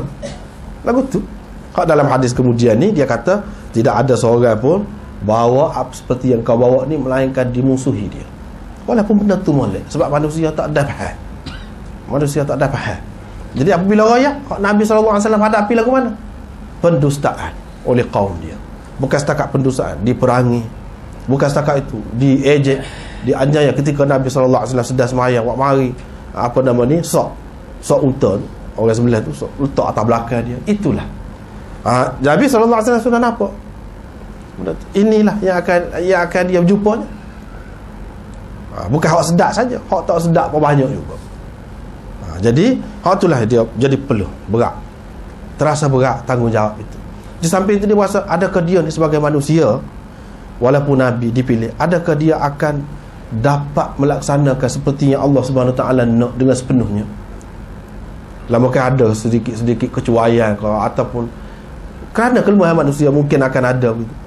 Situ dia jadi peluh juga, jadi berasa malu, berasa macam-macam, berasa takut, macam-macam perasaan itu mari nak menghadapi Allah SWT. Sebab itulah Allah SWT dalam ayat tu kan, fasabbih bihamdi rabbika wastaghfir, dia suruh minta ampun atas apa dia bukan dia tidak buat salah, tidak buat dosa, dia tidak buat maksiat. Minta ampun tu atas hak tadilah, atas perkara yang mungkin dia berasa dia tidak dapat menyampaikannya kerana sifat manusia tu ada pada dia. Sifat manusia tu dia mesti ada kurang. Takut-takut tidak terlaksana. Waktu dia takut, waktulah dia jadi peluh, jadi takut, jadi getah dia. Dalam riwayat satu lagi, dalam keadaan berdebar-debar, banyak perkara lah yang dia fikir. Selain daripada tu, makna dia. Hak orang lain tak nampak, dia nampak. Macam mana nak hadapi? Berat tu. Kita tengok air nampak kosong, tak ada apa. Sedap tu, sebab tu kita sedap minum. Cuba kalau orang yang ada mikroskop kau tengok, ataupun Tuhan bui nampak kepada dia dalam ni macam-macam kuman lah, hidupan halus yang seni, boleh jadi tak lalu kita nak minum. Tu beza orang nampak dengan tak nampak, beza. Jadi tak say buat benda-benda ni. Sebab apa? Dia nampak, kita tidak nampak akibat dia, tidak nampak neraka, tidak nampak akibat kepada keturunan, kepada generasi manusia, kepada manusia yang lain. Walaupun kita kata kita minum arak, sorry apa pun, tapi kan kita menikah, kita beranak pinak, kita gapo, kan dia ada kesan semua tu. anak tak akan jalan kalau dah ada. Tidakkah ada kesan kepada anak? Walaupun kita kata itu individu kita, apa pun. Orang yang nampak, dia nampak berpanjang kan. Jadi hak ni lebih luas lagi ni. Lebih luas lagi. Hak tu dia jadi peluh tu. Setiap kali mari wahyu peluh. Walaupun nampak zahirnya kadang-kadang sikit ringkas. Nak buat hak tu bukan main. Beratnya, payahnya. Jadi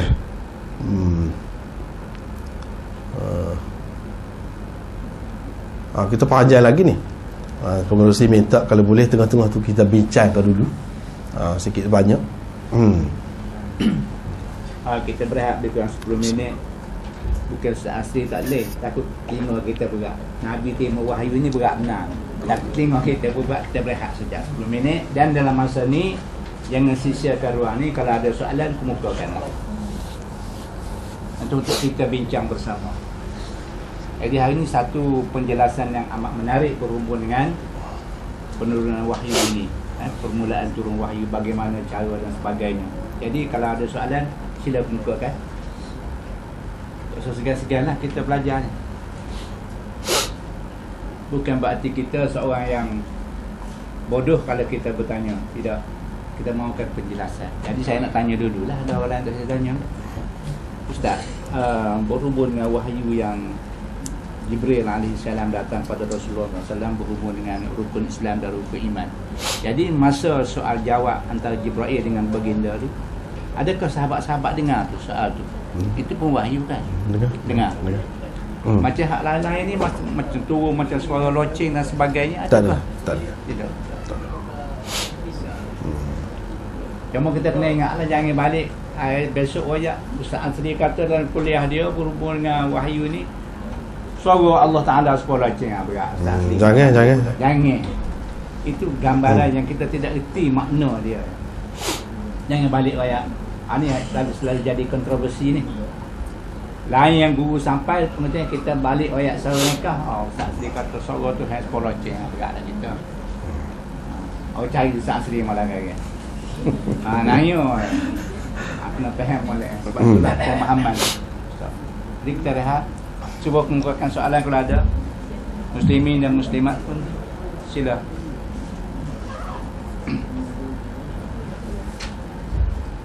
Ada sebenarnya soalan tu, tapi tak usah malu lah, tak usah malu. Berhubung dengan wahyu ni. Ini adalah benda ada kait-mengait dengan akidah. Pada pandangan saya lah. Soal wahyu ni, soal akidah juga. Kalau tak ada, akan datang ni saya tak bagi rehat lah. Jadi Ustaz Asri teruskan jalankan bahas dia. Saja merugikan masa kita.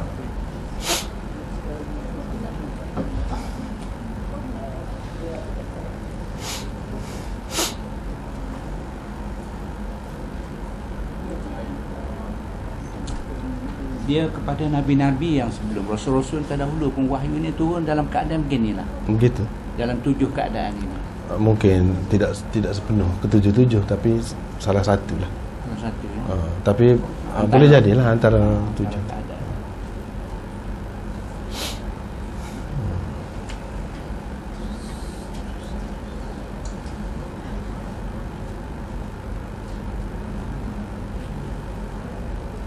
Yang Allah Ta'ala bercakap dengan Nabi Musa AS di lembah Sinai, adakah masuk dalam maksud min wara'i hijab juga? Min wara'i hijab.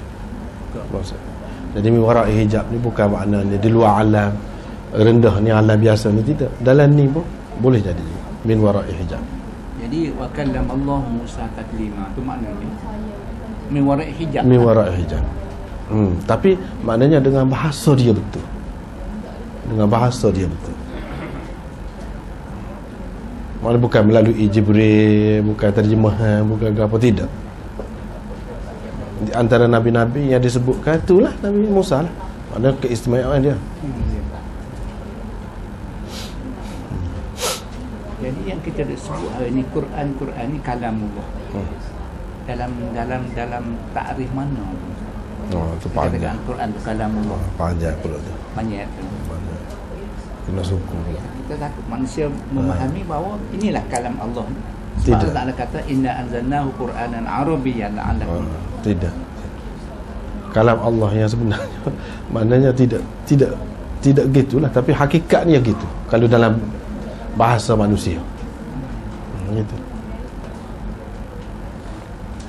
Ustaz, kami pasal tadi cerita pasal hadis kan yang mari kadang kita sama tak dengan kalau penurunan Injil tadi Gitu.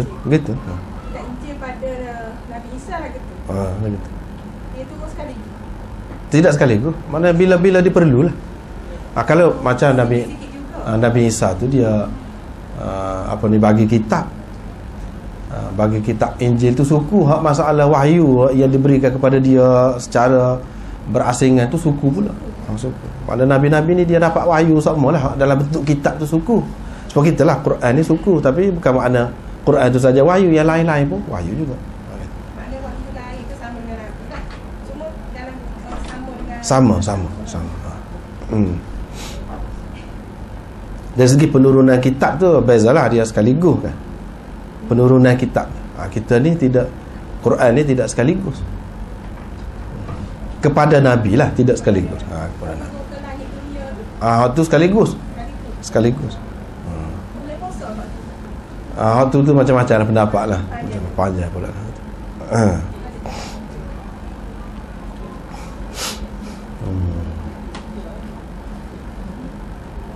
Muslimat raja tanya, Muslimi mana? Takkan tak ada. Sekiranya tak ada, kita nak teruskanlah. Kita masih ada lagi berbaki lebih kurang 20 minit. Ada soalan? Jadi saya minta Ustaz Asri teruskan kuliah beliau untuk melengkapkan masa kita. Seterusnya masalah berat wahyu, berat gapo ni sebenarnya dia satu perkara yang nisbi, yang kita mungkin tak serupa orang ni, tak serupa. Jadi orang ni dia berasa berat, orang ni tidak berasa berat. Jadi nak mudah fahamnya, ada beberapa kisah yang disebutkan. Ada seorang alim tu, ahli hadis ni, dia nak pergi terima sanadnya daripada seorang tok guru. Sanad dia ada dah, dia nak terima sanad daripada seorang Bukhari lah. Apabila dia berdepan dengan tok guru, suruh baca lah, dia nak ijazah, nak bagi ijazah, dia pun baca Bismillahirrahmanirrahim, babun kaifa kana badul wahyi, sampai habis tajuk tu lah. Nak masuk hadis tu senyap, tak lagi senyap. Lepas tu tok guru tu kata, dia ni tok guru dah juga, kau nak pergi terima ijazah ni, dia suruh baca lah. Kalau tidak baca sah hadis, macam mana nak ijazah? Sekurang-kurangnya sah, tak boleh baca, sakut. Bila tak boleh baca tu, saya tak boleh ijazah lah, kata dia. Balik gitu, bapa jadi lagu tu. Ni sebenarnya dia nak menggambarkan Allah SWT buka kepada orang ni pada masa-masa tertentu. Ketika tu Allah SWT buka kebesaran wahyu hadis kepada dia, sehingga jadi tak terkata, tak boleh nak sebut, tak boleh nak ungkapkan. Seperti seseorang tu, maknanya kita orang Islam lah, kalau kita ni dalam jiwa kita ni kuat sangat ni, kasih kepada Allah SWT, tauhid tu kuat sangat, syirik ni kita tolak, tiba-tiba orang suruh kata Allah SWT tu gini-gini, syirik lah, melambangkan, menunjukkan syirik lah. Nak kata tak terkata. Pasal apa? Besar, berat. Berat. Kadang-kadang Allah SWT beri orang biasa cara biasa. Orang ni baca Quran siapa menangis-nangis, tak boleh nak baca, sedu-sedu. Ada orang baca siapa mati, rebah mati. Apa yang kita baca tak ada apa satu? Tak buat siapa. Apa yang kita baca tak ada apa satu? Tapi dari satu segi mujur juga kalau lagu tu tak jadi kerja. Sebab itulah Allah SWT beri kepada umum, secara umumnya dia tidak bagi jadi beri napak tu duduk. Beri napak. Orang yang ahli apa-apa dia dengan faham dia baca tu kan, dia merasai padahal lafaz tu la je, ayat tu la, huruf tu juga.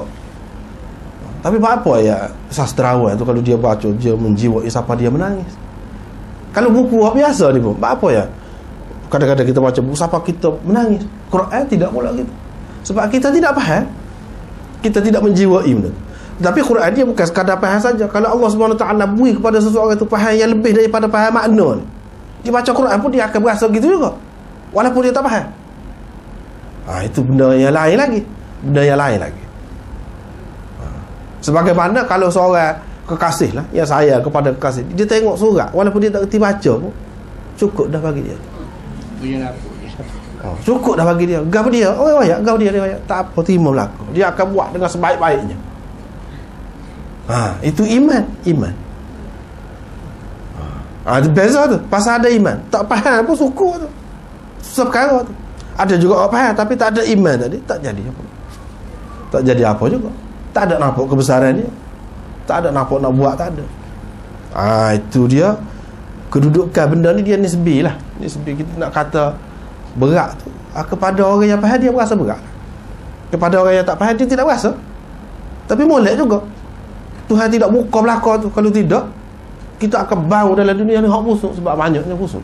Kalau hidung ni Tuhan tidak hadkan. Kalau telinga ni Tuhan tidak hadkan, sampai dalam tidur pun, supaya Nabi ni dalam tidur pun mimpi dia tu, supaya wahyu, tak ada beza. Tidur dengan tak tidur. Kalau mari lagu tu kepada kita berat, dengar habis segala hak dalam dunia ni pada ketika tidur, berat. Allah SWT hadkan. Tak nampak air ni dalam ni, benda-benda yang menyebabkan kita jadi berasa gelimat, tak lalu, tak nampak. Padahal benda tu ada. Syaitan, jin ada sekeliling, malaikat ada, tak nampak. Kalau nampak boleh jadi tak ada kerja pula kita je. Tak ada kerja. Kalau Tuhan beri nampak, ini hakikat belakang. Hak sebenar dalam hidup kita, dalam kubur kita tidak nampak. Kalau Tuhan beri nampak, boleh jadi tak jadi kerja, tak saya menaga dah, tak saya ngaji dah, nak kira buat ibadat saja. Bukan lagu tu Tuhan nak. Tidak nak lagu tu. Tak saya menikah. Sebab kalau nikah takut nanti kerana anak seksa pula kita. Tuhan tidak nak lagu tu. Sebab itu dia tuduh.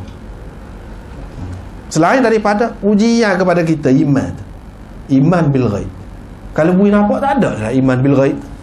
Sebab kita nampak, kita takut tu. Itu orang panggil nampak sebuah benda juga lah. Percaya kepada benda juga lah kalau lagu tu. Sebab itulah dia tak bui nampak benda-benda tadi. Ada hikmat dia lah. Hikmatnya besar untuk umum. Hikmatnya besar. Kemudian kalau kita pergi kepada hadis yang kedua ni, berkaitan dengan hak tadi, mula-mula ni hadis ni lah hak paling tepat dengan tajuk Bukhari. Paling tepat. Hadis yang ketiga ni. Sebab dia kata wahyu yang mula-mula diberikan kepada Rasulullah ialah dalam bentuk mimpi yang baik, ataupun dalam riwayat lain disebutkan ar-ru'yah shadiqah, mimpi yang benar. Maknanya nak cerita sini, hadis ini satunya permulaan. Ini tepatlah dengan tajuk tu, permulaan wahyu. Hak ni paling tepat dalam banyak-banyak. Hak ni paling tepat. Hak ni tak payah takwil dah, tak payah tengok kepada makna dia, tak payah. Zahir dia pun memang menunjukkan tajuk dia dah. Yang kedua, di sini dalam hadis ini menunjukkan wahyu, mimpi itu pun wahyu juga. Kepada nabinya, wahyu juga. Sebab bagi dia serupa. Itu menunjukkan mana dia di dalam keadaan tidak kata tidur tu sebab kita lah rehat. Tidak. Sebab tidur mari wahyu berat juga. Sebetulnya. Dan boleh dipakai tu serupa. Kena pakai. Serupa. Sebab itulah Nabi Ibrahim kan dia mimpi sembelih anak dia. Kena sembelih. Tuhan suruh sembelih, kena sembelih. Sebab tu dia sembelih. Sebab kita kata, kalau kita kata mimpi ya, apa ya pakai? Tidak. Mimpi Nabi itu adalah wahyu. Ini menunjukkan apa yang berlaku kepada Nabi kita, kepada Nabi yang lain pun wahyu tu dapat juga melalui cara-cara yang lain, macam mimpi di sini. Tetapi mimpi tu apa yang tukar dengan kibas pulanya? Tidak Nabi Ismail betul. Dia mimpi Nabi ni ada dua macam. Mimpi tu betul dah, memang suruh lagu tu dah. Tetapi maksud dia tu, adakah mimpi tu yang perlu ditakwil atau tidak ditakwil? Dia kena pakai mengikut zahir dulu. Apabila Tuhan buat lagu lain, maknanya lagu lain. Mimpi itu bertakwil. Orang panggil bertakwil, bukan tidak bertakwil. Mana bukan begitu sebenarnya maksud Allah Subhanahu Wa Taala nak, tetapi dalam kalau kita kata bahasa kiasan dia guna. Maknanya sesuatu yang kamu kasih, kamu kena kurbankan, baru kamu akan dapat dengan Allah Subhanahu Wa Taala, baru kamu akan dikasihi oleh Allah Subhanahu Wa Taala. Apabila kamu kurbankan yang kamu kasihi. Yang kamu kasihi dalam dunia paling tinggi apa? Anak. Tetapi kalau kamu sanggup mengorbankan yang lain dulu, tak sampai ke mereka anak, kamu kena bunuh. Tak sampai ke mereka. Dalam kenyataannya kita tengok maksud dia apa dia Nabi Ibrahim mimpi. Dia nak ceritanya kadang-kadang kita dalam hidup dalam masyarakat ni ada siapa satu mereka ibu bapa ni dia kena rela anak dia tu pergi perang terus pergi sembelih. Sopo lah. Tak ada beza. Yang dia benarkan, dia benar anak dia kena bedil lah tu. Dia benar anak dia kena bom. Itu hakikat gambaran daripada hak Nabi Ibrahim. Maknanya kita kena korbankan yang hak paling kita sayang. Apa dia? Anak. Kalau kita tak save sampai satu peringkat, ada kalanya seseorang itu akan menemui, mengalami hak tu. Iaitu apabila perang, orang mari serang negeri kita, orang sembelih depan kita. Banyak kan orang kemoja duduk cerita kan lagu tu dia tengok sendiri. Orang yang melepaskan anak dia pergi perang, mana dia sembelih lah hakikat. Tapi kalau kita sanggup kerana agama Allah Subhanahu Taala ni kurbankan hak lain, tak akan sampai situ. Maknanya Allah Subhanahu Taala akan ganti hak lain. Itu isyarat kepada hak itu. Jadi kita kena sanggup kurban hak lain, harta benda, tenaga kita, sumbangan kita, fikiran kita. Kita kena fikir dulu lagi, baru kita tak akan dapat tengok hak tu sampai ke situ. Kita sembelih anak kita, tak akan sampai situ. Tuhan akan ganti kot lain. Itu maksudnya.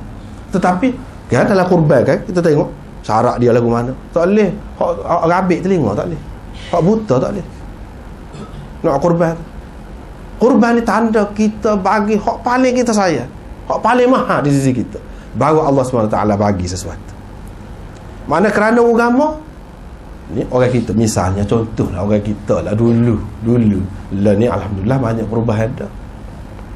Kalau nak datang ngaji agama ni kan, hak tak boleh pergi.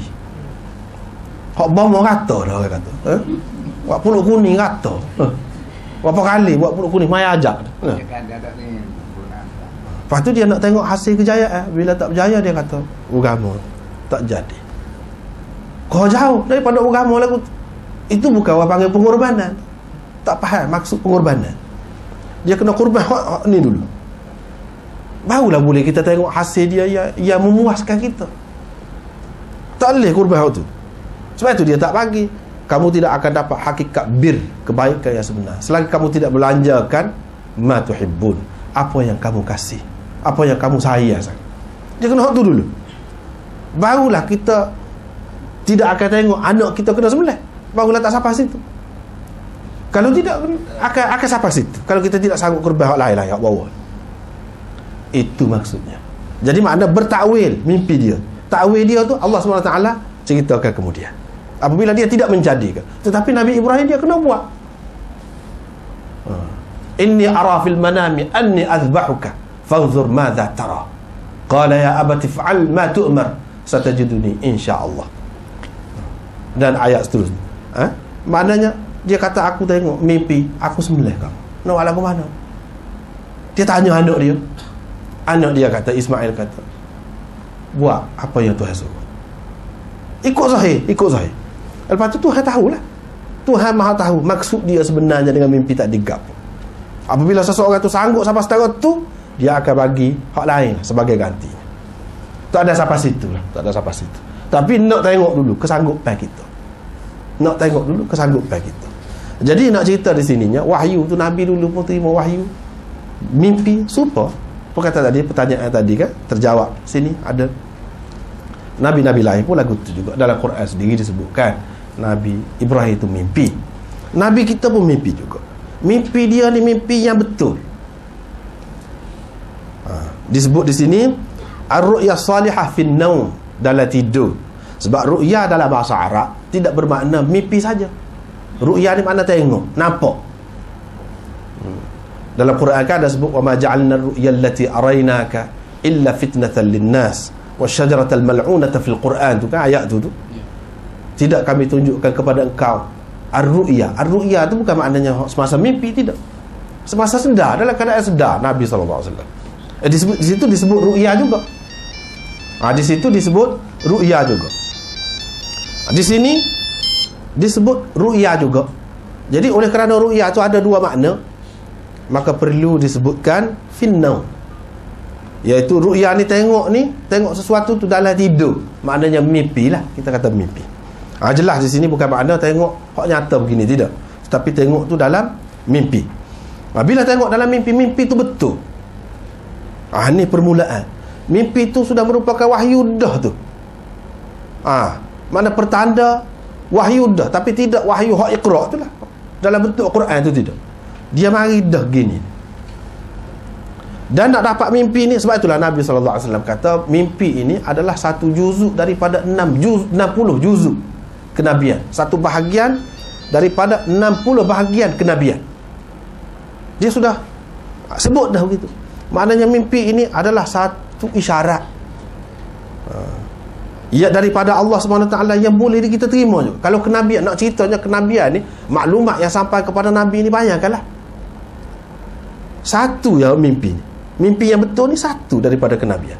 Kenabian tu lagilah 59 lagi tu yang disumber ataupun bahan 59 lagi tu. Inilah yang dapat menampung kebenaran. Hak kita mimpi ke berapa banyak kita mimpi ke? Betul hak kita mimpi.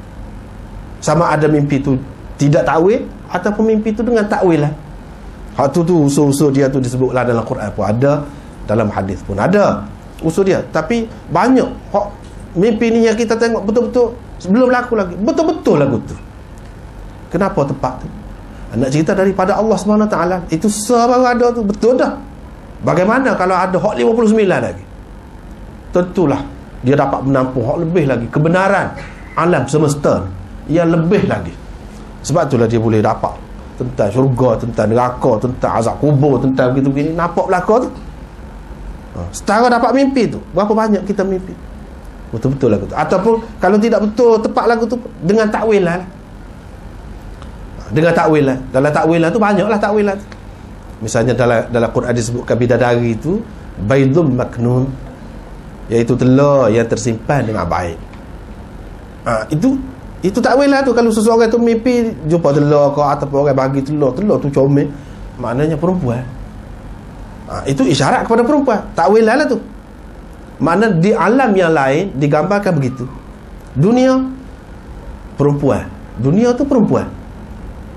Dunia ni, hakikat dunia ni perempuan. Nabi SAW ditunjukkan pokok 3 dunia. Pada malam Mi'raj. Itu hakikat dunia tu. Ialah perempuan di alam misal, orang panggil. Alam misal. Dan banyak lagi lah lain-lain. Ular misalnya, fitnah ke apa ke. Itu takwilah dia, ada kaedah dia suku pula lah waktu tu. Ada kaedah dan ada usul dia yang tersendiri pula. Jadi walau bagaimanapun tepat, nak tepat mimpi ni lagu mana? Nak tepat mimpi. Nabi SAW kata dia juga. Di akhir zaman dia kata, orang yang paling betul percakapan dia, orang yang paling benar hidup dia, paling tepat mimpi dia. Kalau orang tu hidup dia betul, mimpi dia kau tepat. Dalam hadis ada sebut, dalam Bukhari ada sebut, akan datang kita akan jumpa. Maknanya mimpi ni dia betul apabila orang tu hidup dia betul. Kenapa Nabi SAW dapat mimpi betul? Sebab dia hidup dia betul. Tak ada hak tak molek, tak ada hak tak betul. Jadi mimpi dia tu pun tepat. Digambarkan di sini tidak ada satu mimpi yang dia bermimpi melainkan mari nyata seperti cahaya pagi ataupun sinaran pagi. Makna jelas lagu tu lah nampak. Hak dia mimpi betul-betul terang nampak. Kemudiannya berlaku begitu. Itu makna seperti cahaya ataupun sinaran pagi. Satu makna yang lain iaitu betul-betul menggembirakan dia lah. Mimpi-mimpi dia tu, mimpi-mimpi dalam bentuk tabsyir, yang diberita gembira daripada Allah SWT. Hak dia mimpi dia tengok sesuatu yang menyukakan, seperti seseorang yang sepanjang malam duduk tunggu pagi kan, duduk dalam gelap, tiba-tiba cahaya pagi menggembirakan dia. Begitulah keadaan Nabi SAW. mula-mulanya. Dia mari dalam bentuk gitu dulu. Maknanya hak mari dalam mimpi tu rengeng lah, kira-kiranya rengeng. Nak banding dengan hak lain. Sebab dia buat mari hak rengeng dulu. Tidak tu Jibril mari. Yang ni makhluk asing. Makhluk asing mari dalam rupa yang asal dia pula. Tidak lagu tu. Dia mari dalam bentuk mimpi dulu. Yang mana mimpi ni orang-orang lain pun mimpi juga. Dan sebelum pada tu Nabi SAW pun ada mimpi juga. Tetapi tidak pada ketika pada masa ni tak serupa pada masa ni. Masa ni hak dia mimpi tepat. Tepat belaka. Lepas pada tu dia suka menyendiri. Lepas pada tu dia suka menyendiri.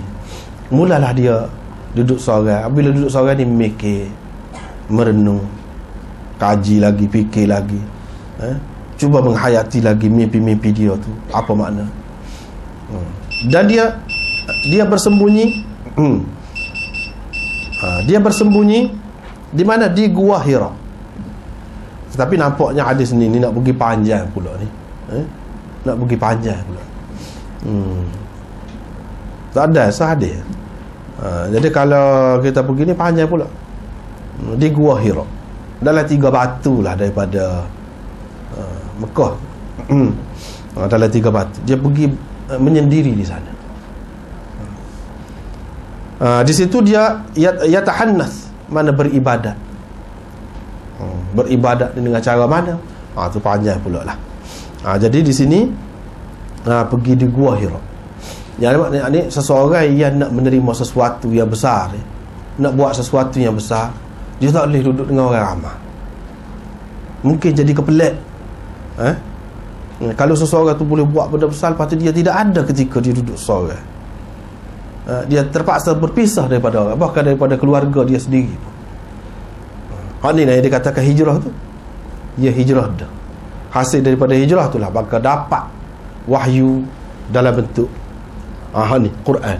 Wahyu berupa Quran. Pergi ke Gua Hira. Duduk dalam gua yang kecil lah, sempit sangat. Duduk situ beberapa lama duduk. Lepas balik, kadang-kadang Khadijah bawa pergi makanan, kadang-kadang dia balik. Begitulah keadaannya. Suka menyendiri. Sebab apabila menyendiri, terutama apabila orang tu jiwa dia baik kan, dia banyak dapat benda-benda yang bernilai, benda-benda yang baik, yang berharga, yang tidak diperolehi kalau dia duduk dalam keadaan biasa. Tetapi kalau orang tu, maknanya orang yang tidak baik, tak molek, dia menyendiri, duduk seorang. Sebab syaitan akan pergi dekat dia. Syaitan akan pergi dekat dia. Dan syaitan akan macam-macam pula menimbulkan was-wasah, bisikan-bisikan yang tidak baik. Sebab tu tak molek orang. Kalau dia jiwa tak molek, dia nak duduk seorang, tu tak boleh. Nabi SAW tak bagi, bahkan dia suruh ada teman. Tetapi kalau orang tu molek jiwa dia, molek benar, dia duduk seorang. Molek benar, dia duduk seorang. Inilah yang berlaku kepada Nabi SAW. Pergi duduk di sana, dia bertahanuf. Tahanuf itu banyak-banyak makna. Tetapi mengikut Zuhri di sini, perawi Ibnu Syihab Az-Zuhri, dia ni wahwa at-ta'abbud al-layali zawatil adad ini, hak ni beribadat beberapa malam. Hak ni adalah tafsiran Zuhri, yang ni perawi.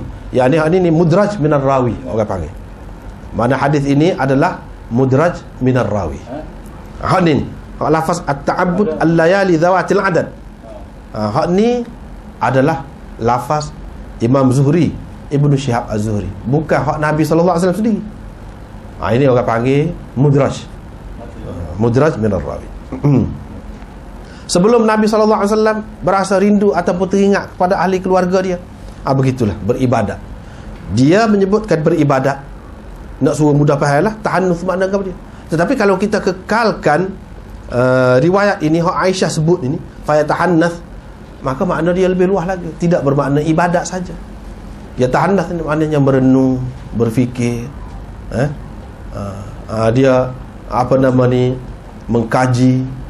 Itu termasuklah ke tahannuth itu. Dan termasuklah juga beribadat. Jadi beribadat dengan cara mana? Beribadat ni dengan cara saki-baki ajaran Nabi Ibrahim yang ada. Dengan cara itulah. Tidak pula disebut cara mana. Tetapi setelah Nabi SAW jadi Nabi, dan sebelum dia dapat semaya 5 waktu ni, ada dah semaya juga. Ada juga dalam hadis sebut gitu, ada dah. Cuma semaya pagi dengan petang. Jadi semaya itu adakah 100% seperti ini? Kira-kiranya tidak begitulah. Sebab kalau mengikut syariat dulu, tidak seperti semaya yang ada seperti kita sekarang ni. Semaya yang ada seperti kita sekarang ni, paling awal pun maknanya setelah Nabi SAW tu jelas dah jadi Nabi dah, dapat wahyu sekian banyak. Itu paling awal. Kalau tidak pun mana selepas Mi'raj itu baru 100% seperti hak kita sekarang. Sebelum pada tu tidak. Jadi dia beribadat tu mengikut cara hak Nabi-Nabi dululah. Sebab di zaman di Mekah pada masa tu bukan bermakna tidak ada langsung orang yang tahu cara ibadat zaman Nabi Ibrahim tu. Tidak, ada juga yang tahu. Tetapi banyaklah yang sudah diselewengkan. Yang betul pun ada juga. Nabi SAW dia seorang yang bijaksana. Dalam banyak-banyak tu dia boleh pilih hak mana hak sesuai. Hak mana hak sesuai. Misalnya zaman Nabi Ibrahim, orang bertawaf tu tidak dalam keadaan telanjang, tak ada siapa pun telanjang, dan dia tidak ajar lagu tu pun. Tapi di zaman Nabi SAW tu, orang-orang jahiliah sudah buat lagu tu. Dan orang-orang tertentu tidak pergi duduk di sini, orang tertentu saja pergi sini. Itu di zaman jahiliah sudah ada, sudah berubah. Tetapi ramai lagi yang tahu hak sebenarnya tidak gitu. Sebab itulah kalau kita baca dalam kitab ni, akan datang kita akan jumpa ramai yang tahu bukan lagu tu cara hak betulnya. Jadi kira-kiranya Nabi SAW dia ambil berat lah tentang pengajaran ataupun peninggalan Nabi Ibrahim waktu dulu tu yang ada saki baki dia. Jadi dia duduk amal, duduk buat dengan hak tu. Dan begitulah bekal pula, pergi pula, balik pula kepada Khadijah, lepas tu pergi pula sehingga datang kebenaran kepada baginda ketika baginda berada di Gua Hira. Ketika baginda berada di Gua Hira tu datang kebenaran. Jadi hak sebelum pada tu tidak benar ke? Ar-ru'ya shadiqah tu benar dah. Di mana kebenaran dalam bentuk lain. Yakni permulaan hasinilah, sebab tu kata hadis ni hak paling tepat dengan tajuk dia. Yakni permulaan wahyu secara umum, permulaan wahyu dalam bentuk Quran pun sini juga. Datang sehingga datang kebenaran. Kebenaran itu maksudnya wahyu dalam bentuk Quran. Jadi Jibril dengan dibawa oleh Jibril, itu kebenaran. Sebelum pada tu ada dah kebenaran dalam bentuk wahyu, iaitu dalam bentuk mimpi tu ada dah. Tapi dalam bentuk Quran, inilah baru datang, iaitu ketika Nabi SAW duduk di Gua Hira, malaikat itu mari. Rasanya kalau kita pergi panjang pun tak lagi ni, dia jadi panjang sangat. Kita kena berhenti setakat ni dulu. Dan insya-Allah minggu depan kita akan sambung lagi hadis ni, ataupun kita baca daripada awal pula lah hadis ni, hadis yang ketiga ni, supaya lebih lengkap. Sebab panjang sangat pula ni huraiannya.